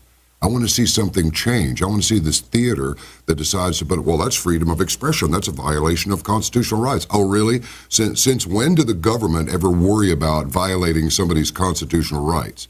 So you're going to allow a play to go on that depicts the murder of a president. Well, that's not acceptable. Well, who are you going to get to censor these sorts of things? The people need to censor it. That's right. It doesn't need to be done by a law. The people need to do it. Just like if they want somebody to go out of business, all they have to do is stop buying their product. That's right. Now, there is the brilliant plan you just came up with. Give me 100 people, 100 people that would be willing to make 5 phone calls exactly when they're supposed to and say exactly the same script every time. 100 people. Now, to show you the power of that, you see these advertisers. You see, we're paying for all of this propaganda that's destroying us. We're paying for it. If 100 people call 5 times to a company saying either you stop supporting this program or this newspaper or this politician, or we'll stop doing business with you and all our family and everybody we can get hold of. See, to them, that's 500 people. Not 100, it's 500 if you call it 5 times. 500 people to a business that has to deal with retail, that's 1 million. Because they think, well, golly gee, if 500 call, there's 1 million more that feel just like them that hadn't called. You can make them jump through a hoop. You can make a politician jump through a hoop. It's called force multiplication. Hey, what's his name? The guy that swear to destroy us and pays for all of the liberal protests. My mind just went blank. You know who I'm talking about. He pays for all these protesters. And Soros, George Soros. What do you think he does? Well, they take this core of these paid antagonists, and then they have them do all this stuff, and everybody panics and thinks everybody in the world's doing it. They're not. Well, he's persona non grata now. That's the latest thing that they're rolling out is that people are getting tired of Soros. They're just trying to. Well, let me tell you about how persona non grata he is. Today's the 13th. In 2 days, in I think it's Charlotte, South Carolina. I may be wrong on exactly the town, but in 2 days they start a training session for the trainers that train all of these rioters and stuff. But you know what they're training them to do? No. They're training them to be us. I'm getting a call. Can I take it right quick? It's urgent. I'll be right back. Yeah. Hello. I guess I'm back. Yeah. Are you there, John? Yeah. Okay. I thought it was a doctor. It may be. It is. He'll call back. Usually when they're calling that many times, it ain't great news. But anyway, now they're training to teach their people to protest and riot and throw things and break things, but claim that they're our moral Christian conservatives. Why? Because they're using that to drive the nail in the coffin of Trump. Because look what the media is going to do. Think about it. If you or I were to go and take a ball bat and break windows out of a store as a part of a protest, we'd be arrested. absolutely. Right? Absolutely. I don't think the cops would be called to stand down. No, they would not. And it would be all over the media that this right-wing fanatical Christian group, blah, blah, blah, they would roast us mercilessly. They don't do that to the other side, but they'll do it to us. So what they're going to do is stage these protests claiming they're us. The media's going to be all over it, with the psychological, the psyops effect being that none of the good conservative Christian people are really going to get out and protest because they don't want to get branded crazy like these people that did this stuff when it wasn't us in the first place. Think about it, y'all. Just think about reality here. If, let's say, 100 of Soros's people show up at some event and start a riot and beat people over the head and break windows and destroy cars, right? And it's Christians. It's the typical moral Christian. Think about what the media would do. And then, John, think about the actual moral Christian conservative. With that kind of junk going on at these gatherings, would they come out to them anymore? No. Yeah, because see, we're already laughed at and shunned by our own families, thinking we're crazy, don't even want us to talk at the dinner table, and come family reunions and gatherings, we're relegated back to the closet or something. Nobody wants to hear what we've got to say. Well, then you take stuff like that going on. Do you really believe our families are going to let us go to these things? But anyway, do you see what I'm saying? And they're doing that in 2 days. That's how sure they are that they're going to pin something on Trump. At least enough to trigger an impeachment. Now, when I say impeachment, folks, I'm not saying the minute they, quote unquote, impeach him that he's out of office. An impeachment is like, what would you say, John, like a grand jury maybe? Yeah. Impeachment's like a grand jury in the private sector. And if the grand jury or the House in the impeachment process, if the House finds there to be probable cause, then it goes to the Senate for trial. So what'll happen is just enough has to come out. By the way, even if it's based off lies, just enough has to come out for them to call for an impeachment process to start. That doesn't mean he's out. That don't mean that he's out of office. It means they just started like a grand jury thing. But that'll be all it takes, and Trump's through. You'll be done. And then to make sure, John, that we, your audience, the people listening to us and throughout the country, the moral Christian conservative, doesn't get to the point where we say, okay, that's it, we've had enough.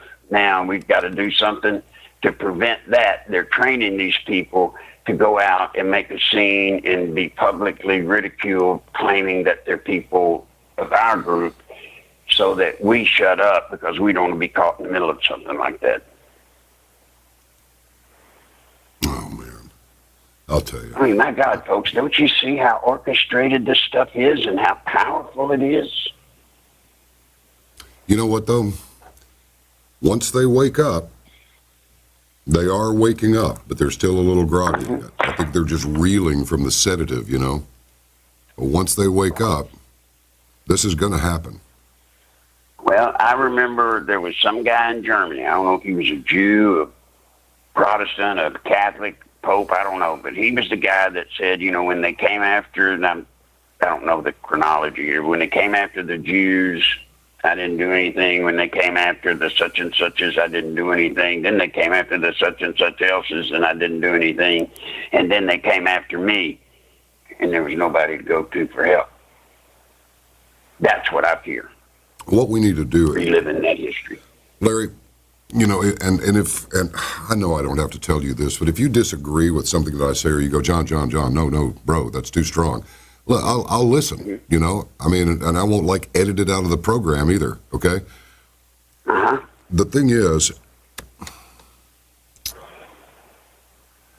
people need to understand. They need to understand. They need to take it into them and understand and believe that this apparatus that's been set up is exactly as you said. It is not your friend. This apparatus does not care about you at all. You know, you see the little cartoon families on the back of primarily Mexican people's trucks and cars, the little family. They don't care about your little stick family. They'd like to send some Imperial walkers out of a Star Wars movie after your little stick family.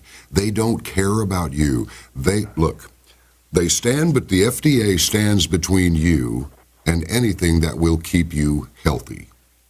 Dr. Dave Janda and several others, Dr. Elena George, many people have come on this program and others, and they have told the audience they don't want you to prevent disease. They want you hanging between life and death so that you can buy lots of medication, so that you can pay your insurance premiums.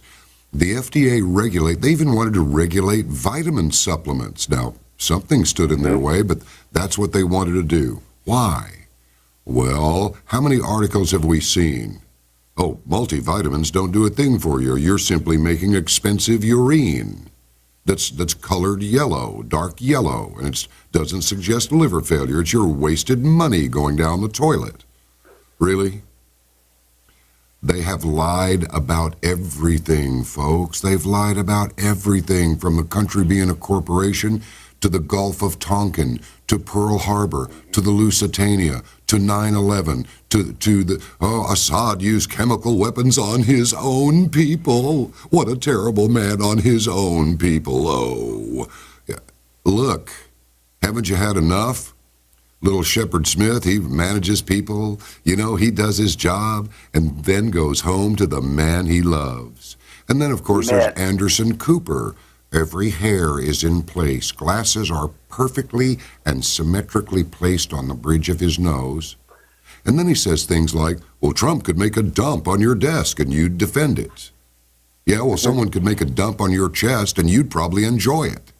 So we need to recognize... Well, you got to remember, and let me say this about Anderson Cooper and Shepard Smith and all of the program newscasters or whatever you see on TV. The main criteria is called the believability quotient. All right? Believability quotient. Yes. It is not that they are smart enough to know which end of up is up. They've just got to, when they read that teleprompter, be good actors and be believable. That's absolutely right. In fact, I've said before, and I'll make this quick, that in the future, when what you're watching you think is a real person, it's not. It's a person that's been designed through numerous focus groups and studies. That character that you're watching will look absolutely like a human being, but it will not be a human being. It will have the eyes and the hair and the clothes and the mannerisms and everything that is appealing to the broadest audience, but it will not even be a human being. It will be a highly sophisticated cartoon. Not only that, but Bob down the road there is not getting the same news that Jim up the street there is getting. Division is the key to conquest, folks. You do it in combat and you do it in politics. Divide, divide, divide, and then ride up with your flag and summon all of those who come from these fragmented groups. Now you've got the biggest group, and now you're politically solid. That's how they do it. It's all about division. I'll stop now. Go ahead. And, well, no, and you're exactly on point. And so that you know, all of y'all, here again, don't believe me, think about it. Watch for yourself. Think about how many times you've heard or seen a politician refer to us as a representative republic form of government. Or how about never? Call us a democracy. They call us a democracy, and we're not. and we're not. And the reason they call us a democracy is because in a true democracy, you know what, guys, all you got to do is have more people. Mob rule. Hence, now you get immigration. You see, we are the American Indians, the average white person, the people that made America great, the average worker, and I say white and black, the average American, we're the dinosaur. They're getting rid of us just like they did the American Indian. And how are they doing it? They can't grow us out of it, you know. So you know what they do? They bring in illegal immigrants. They get massive numbers that way.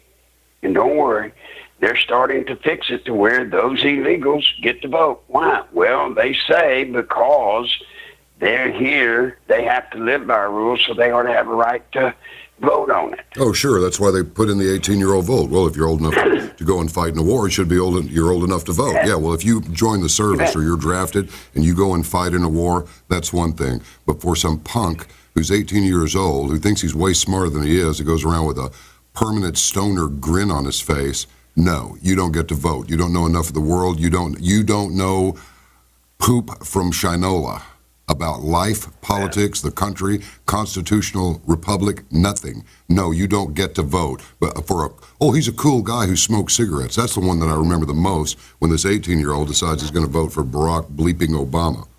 Yeah, cool guy who smokes cigarettes. There's a criteria. Yeah. Now, I'm going to give you two things that y'all need to test. John's absolutely right. It's all lies. There's a code in Washington. It's called Washington Speak. There really is, y'all. And they can say things. That's how I know what I know a lot of the times, because I'm not there, so I have to go by what I see just like y'all do. But I understand the code. You take whatever comes out of Washington, D.C., whatever it is, from Democrat, Republican, the media, whatever, or the CBO or the BDO and all the O's and everything, whatever comes out of Washington, I want you to do one thing. If they say up, no, the answer is really down. If they say right, it's left. Now, if you do that, 95% of the time, probably 98% of the time, you will be 100% accurate. If you just literally, just as a policy, whatever comes out of Washington, D.C., or the newsrooms and stuff out of New York, whatever comes out, think the opposite now. Up is down, down is up, all that. That's simple. Sometimes the opposite, John's not as obvious as like right and left, up and down. Sometimes you got to kind of think through what is the opposite of what they're telling you. But whatever they tell you, it is drilled in them. It's drilled in every piece of legislation. It's drilled in every congressman and senator that wants to stay there. It is drilled into them. I know, because I did it. And then you say, well, why? Well, you see, as long as we all tell lies, you know what? We can develop a storyline and everybody stick to it, and we'll give you copy points every day, and you say these words, and eventually a lie becomes truth if that's all they hear, and they hear it enough, i.e. the Russian deal. We got that when I helped design that. We got that from Goebbels, Hitler, Mein Kampf. If you tell a lie often enough, long enough, and they don't hear anything else but that, it eventually becomes truth. And truth, it really don't, but at some point, it actually has the same weight as the truth. They got to lie to you. They cannot tell you the truth. If they tell you the truth, that's what can get them caught, as they see it. So they're going to lie. Folks, I'm not trying to be Mr. Negative. I'm trying to get you to realize, I don't know what to do, John. I've tried Y'all think back to what I've been through. That's the book, 28 Years to Nowhere. I mean, go back to those days when I was trying to tell a country that the man they had elected president or were about to elect was a scumbag beyond all belief. Nobody believed me. Or not nobody, but a lot of people didn't believe me. The media, I've been front page of every newspaper, magazine in the free world, TV, all of it. And it wasn't good about me. They were talking bad about me to discredit me. Now you see that as a matter of course. Somebody comes out against the Democrats, you know what? They don't argue the point. They destroy their character. I mean, guys, come on.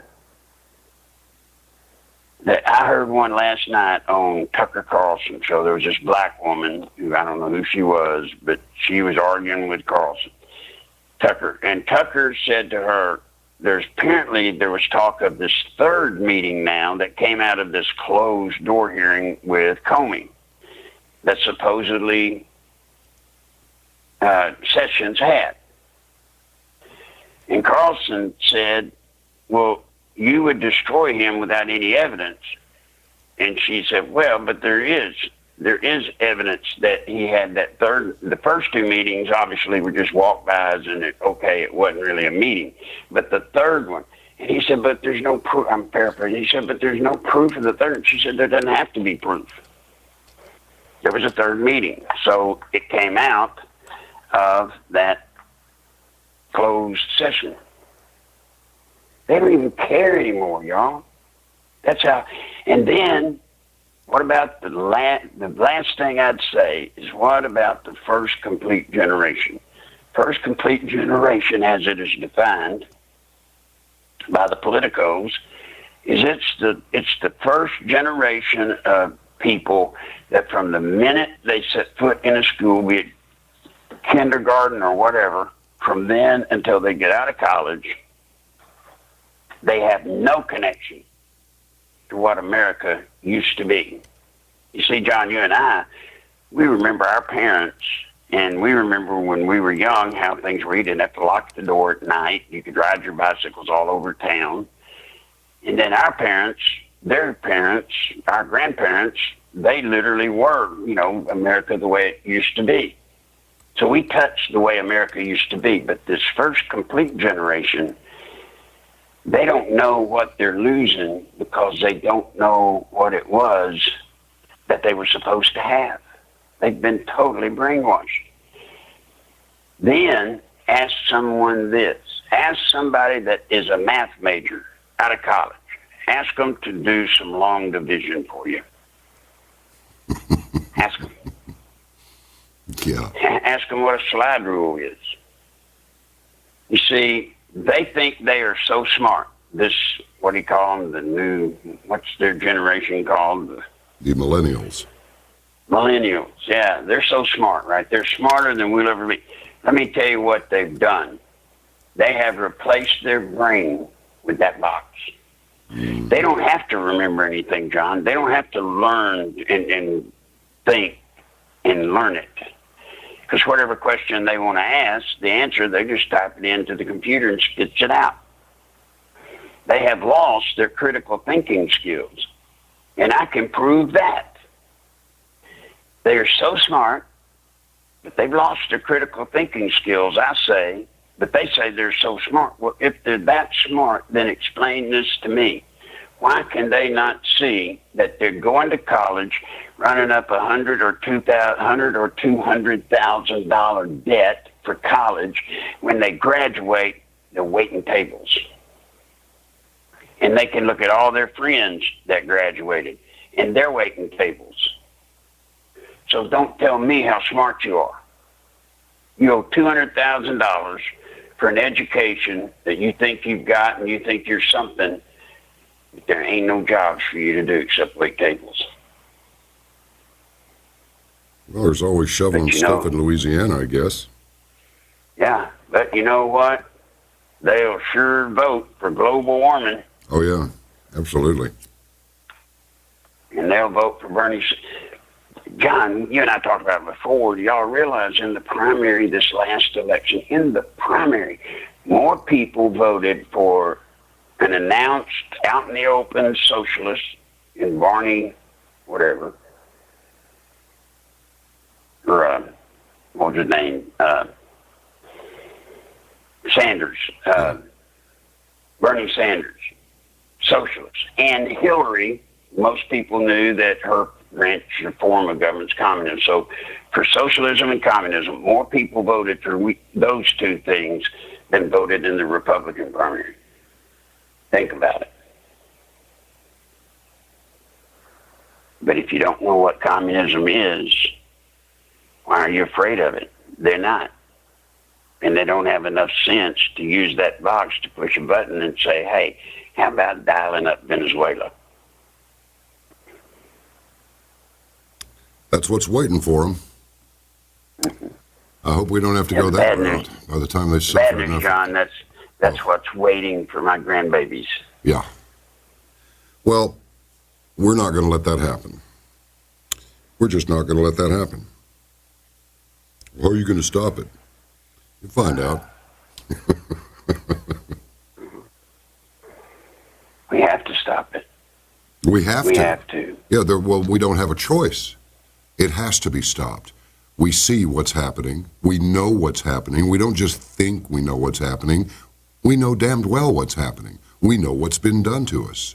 And so it is now time to organize ourselves properly and quickly and prepare for what may come, because it's got to happen. We cannot carry on this way. It doesn't make any difference what Soros does or what the Pope says or any of these other mugs. It doesn't happen. This is our country. These are our lives, and we're entitled to run our country the way we see fit. And as far as these, this nonsense that I saw written in some English publication, or I'm going to say UK publication, not English necessarily, about, 71% of the people that we polled said that they would like a global government that could force nations to deal with problems like climate change and pandemic disease. Well, I got an idea on how to deal with pandemic disease. Send the carriers back to their countries of origin, and then have Doctors Without Borders go take care of it over there, Don't import it here, spread it among the citizenry, and then go, oh, we've got a pandemic. We're going to have to come up with a tax for that, aren't we? Don't we need a tax? We got a pandemic? Yeah, I'm over it, Larry. I really am. Well, do you mind if I give out your I know you don't mind if I give out your website, but would you mind if I gave out your PayPal address so that people could send a few bucks your way? I'm telling you, you are a patriot. And I'm pretty sure you've got some medical bills that could use a little attention. So would you mind if I did that? I know that's indiscreet as hell for me to say something like that, but I've said it, so there it is. Well, thank you for doing it. Truly, thank you. I beg for it. I don't want to beg, but I don't have a choice now. No, you don't have to do that. I'll do it for you. Listen, everybody, it's Nichols Live at AOL.com, NICHOLSLIVE. Or let's put it this way. Let's make it Nichols Live at AOL.com. I got to ask you one more question before you go. Mm-hmm. Some people are just born scumbags, and other people just get worn down, like Cochran said to Ray Donovan one night. He had good intentions when he went into the FBI, but he just got worn down. When you got into this apparatus with the Clintons, what was your moment of conscience when you said, I've got to do something about this. I cannot just let this lie. I mean, why did you decide to go the other way and tell everybody, what you've told them through your book, 28 Years to Nowhere, and coming on various programs? I mean, why not just keep quiet and just kind of fade out of the situation altogether? Why would you bring this much heat on yourself? John, it was when I was at the Arkansas Development Finance Authority, when I was there, that I saw the books, the separate books that were being kept that nobody knew about. And I noticed that Mena, Arkansas, I'd never heard of it. I didn't know anything about it. Adolfo Calero, the head of the Contras in Nicaragua, had asked me. There was a whole bunch of stuff going around about the Contras selling drugs for guns and all of that stuff, and he didn't know. Certainly they weren't doing it that I saw. Plus, if they had drugs, cocaine and such, we'd have used it for the war wounded. So anyway, he asked me, could I snake around and see where this was coming from? Well, I tried looking around, but I didn't find anything. And then all of a sudden, one day I'm going through the books, and I found out that Barry Seal, a guy that I had met a couple of times, was laundering $100 million a month through Dan Laster, Bill Clinton's best friend and cocaine buddy. And they were laundering it. Laster was doing bond issues for for our agency, but he was using the cocaine money our agency as a way to launder $100 million a month in cocaine. So I went to Bill and I told Bill, that's, buddy, I've discovered something that's really troubling. He said, what is it? And I said, well, I don't know if you know about this. I'm afraid you may, but Laster and Seal and them in the ADFA where I work, we're in the process of laundering and bringing in $100 million in cocaine a month through a place called Mina at a CIA refurbishing facility. And Bill, if Chelsea and my daughter were virtually the same age, I said, if Chelsea or Beth got hooked on cocaine, buddy, I couldn't live with myself. I mean, this is one bridge too far. Gotcha. And I told him, when I said it, I could tell, having been around him for all those years, he knew what I was telling him, although he said he didn't. And I said, well, you got 2 weeks to tell the truth, or I'm going to. And I'd gotten in the car, fixing to leave the Capitol, and on the way home, there it was, Bill Clinton on the radio saying some guys, working, because at that time Oliver North was a bad guy getting roasted, by the media for Iran-Contra. And so he went on the air saying, my God, we had somebody that works for the state that was high up in the Contras on state time, and that started it. And it ended up with a life of its own. It just got bigger and bigger and bigger. And who would have ever dreamed when I started this, I was going against a third-rate governor in a third-rate state. Who could have ever dreamed that the battle I picked or the war I picked was with what would soon be the most powerful couple in the history of the world? But that's the luck of the draw. And that's what I got. Maybe you're the only one who could handle it. You know what I mean? Yeah, a bunch didn't. I lost 52 people, 53 actually, that I had either going to tell the truth or testify in court, and they ended up dying of strange suicides that ended up getting titled Arkancides. They were so frequent and so many. And by the way, just like that, Seth Rich or whatever his name is, the guy that was shot, let me tell you what I ended up finding out.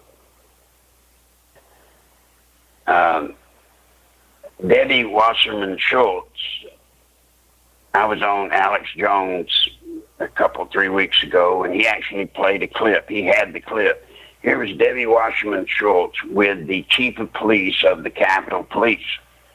And she was wanting her computer back that had been taken as a part of the investigation, in Hillary's computer thing. And she was telling that chief of police that she wanted her computer back because that was her personal property. And he said, well, it's part of it. He was saying he couldn't do it. She literally told that chief of police, if you don't give it back, there will be consequences, basically threatening. Now, what I found out was, not wanting to find out, John, which is usually the case with me, because it just keeps me deeper and deeper. But what I found out was that the guy that owned the computer that Wasserman said was hers was a Pakistani who he was a consultant, IT consultant guy who had access, John, to the top secret classified material from the House and the Senate. He had it on his computer. Then you find out he and his two brothers had literally blackmailed his mother-in-law and told her that if she told the truth or if she didn't shut up, they were going to kidnap her and send her back to Pakistan. Oh, brother. Now, that's the kind of people that have control of our classified secret material. And they're worried about Trump and his people with Russia. And nobody yet, John. No one yet. If Russia hacked into the 2016 election, if they did, and apparently maybe they did from what I've heard, I don't know. But if they did, folks, here's the trick of tricks. Here's that sleight of hand that people just don't even get. Who was in charge of the country when that was going on? It wasn't Donald Trump. Nope. It was Obama. Yeah, and Comey was his FBI guy. And FBI... Comey was FBI. And when they talk about hacking in and getting, the secret codes, to all of these things, whose computer was it, the server that got hacked? Yeah. Hillary's. Yep. And here we are holding hearing after hearing, looking in to Trump. Oh, boy. It's just bizarre. Yeah, it is. Just bizarre. Well, look, whenever you want to update us on anything, just let us know, and we'll bring you on right away. I want to talk to you as often as you want to talk, okay? Yes, sir, and thank you for that. And please, everybody, beware of what I told you about the recording I heard. And John, Mary Ellen. You can talk to Mary Ellen. She was in the conference calls that I did. And she can tell you, I'm assuming she'll tell you, that I mentioned this recording back during the time it was going on, which was after Comey did his stating the case and then letting her off, and then later dropped the case. Well, I told that he was going to drop the case 2 weeks before he did. How could I have known that if I didn't hear that recording? You know what? And I want to remind her, we had really a longer conversation I thought we were going to have. I didn't think you had this much time. But just leave everybody with this. Just tell us about the tape one more time. All right. The tape, or I say tape, it's a recording. Maybe it's a disc. I don't know what people used. But there was a meeting that was held after Comey had done his thing where he listed all of the charges against Hillary and showed that she could be prosecuted, but then said no reasonable prosecutor would do it. After that, there was a meeting between Lynch, then Attorney General, Comey, then FBI Director, John Podesta, who was the head of Hillary's campaign thing. I say Susan Rice. I might be wrong, but I doubt it. Susan Rice was in it. And then there were two or three of Hillary's top campaign people. They were in a meeting in an office. I know they were in an office because I could hear faintly some phones ringing, outside. So in this meeting, they were talking about how what Comey had done had really hurt Hillary. And what are we going to do to set it right? They thought, apparently they had had a meeting prior to that thinking that if Comey would do what he did, that would get Hillary off the rack. Well, it didn't, so they were upset. And so Podesta suggested to Lynch that we need to use a rope-a-dope plan. Lynch said, rope-a-dope, I remember that. She said, rope-a-dope, what do you mean? And he said, we need to take advantage of what we've got. Comey at that point said, I don't understand, John, what you're saying, or something like that. And he said, look, The media is going crazy. Trump and his people are going crazy, and all the internet people are just going nuts. Let's let it go and build it up. We'll even start leaking stuff to make people get, think there's something really juicy there. And then, right before the election, and he said 2 weeks, 10 days before the election, Comey, you come out and you say all of it turned out to be nothing and that you dropped the investigation because there was nothing there. That will make everybody that pushed the story look like idiots, and Hillary will be able to easily win. And that was the plan. And they did just that. Gotcha. That's beautiful, Larry. All right. Well, God bless you. Stay safe and get healthy, all right? All right, buddy. Thank you. Bye-bye. Bye-bye. Folks, really, one more time. Send a few bucks, will you? Send a few bucks to Larry. Don't send them to us. Send them straight to Larry. Send them straight to his PayPal account at Nichols Live. It's Nichols Live, but I say Nichols Live. Nichols Live at AOL.com. $10, $20, doesn't matter. Send something, will you? Okay. Now we're going to have a long conversation with Chuck Coppes. This is actually a sort of a dramatic program, I guess, this time. Then again, aren't they all in some way? What makes you think you weren't born for a time such as this, eh? That's what I'm thinking. All right, let's have a beautiful musical interlude, and shall we get it on? By the way, if you're watching this on YouTube, subscribe to the channel.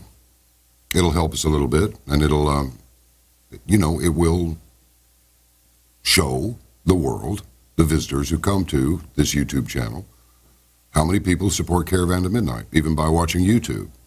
And if you can, if you're able to, if you can afford to, seriously, there are realities we must all face. Trust me, I know how far you can stretch a $20 bill. I do. Been there, done that. Yeah, it's true. Click the link down there and go to caravantomidnight.com and join us. We are entirely, I'm using the word entirely, member supported. No corporate influence, and we're sure as hell not mainstream media, or as I like to say, part of the ministry of smoke and mirrors, because they are that and nothing but. So come on. The more who join, the farther the message spreads, the more people join, and the more we can affect some actual change instead of the change. We have to affect change. America needs change. Remember Bill Clinton with, we can do this if we have the courage to change. But he was talking about keeping the change, and they kept a lot of it. I'm over it, aren't you? Okay, good. Join us. We're waiting. We're a family, and we're waiting to welcome you into it. Stand by.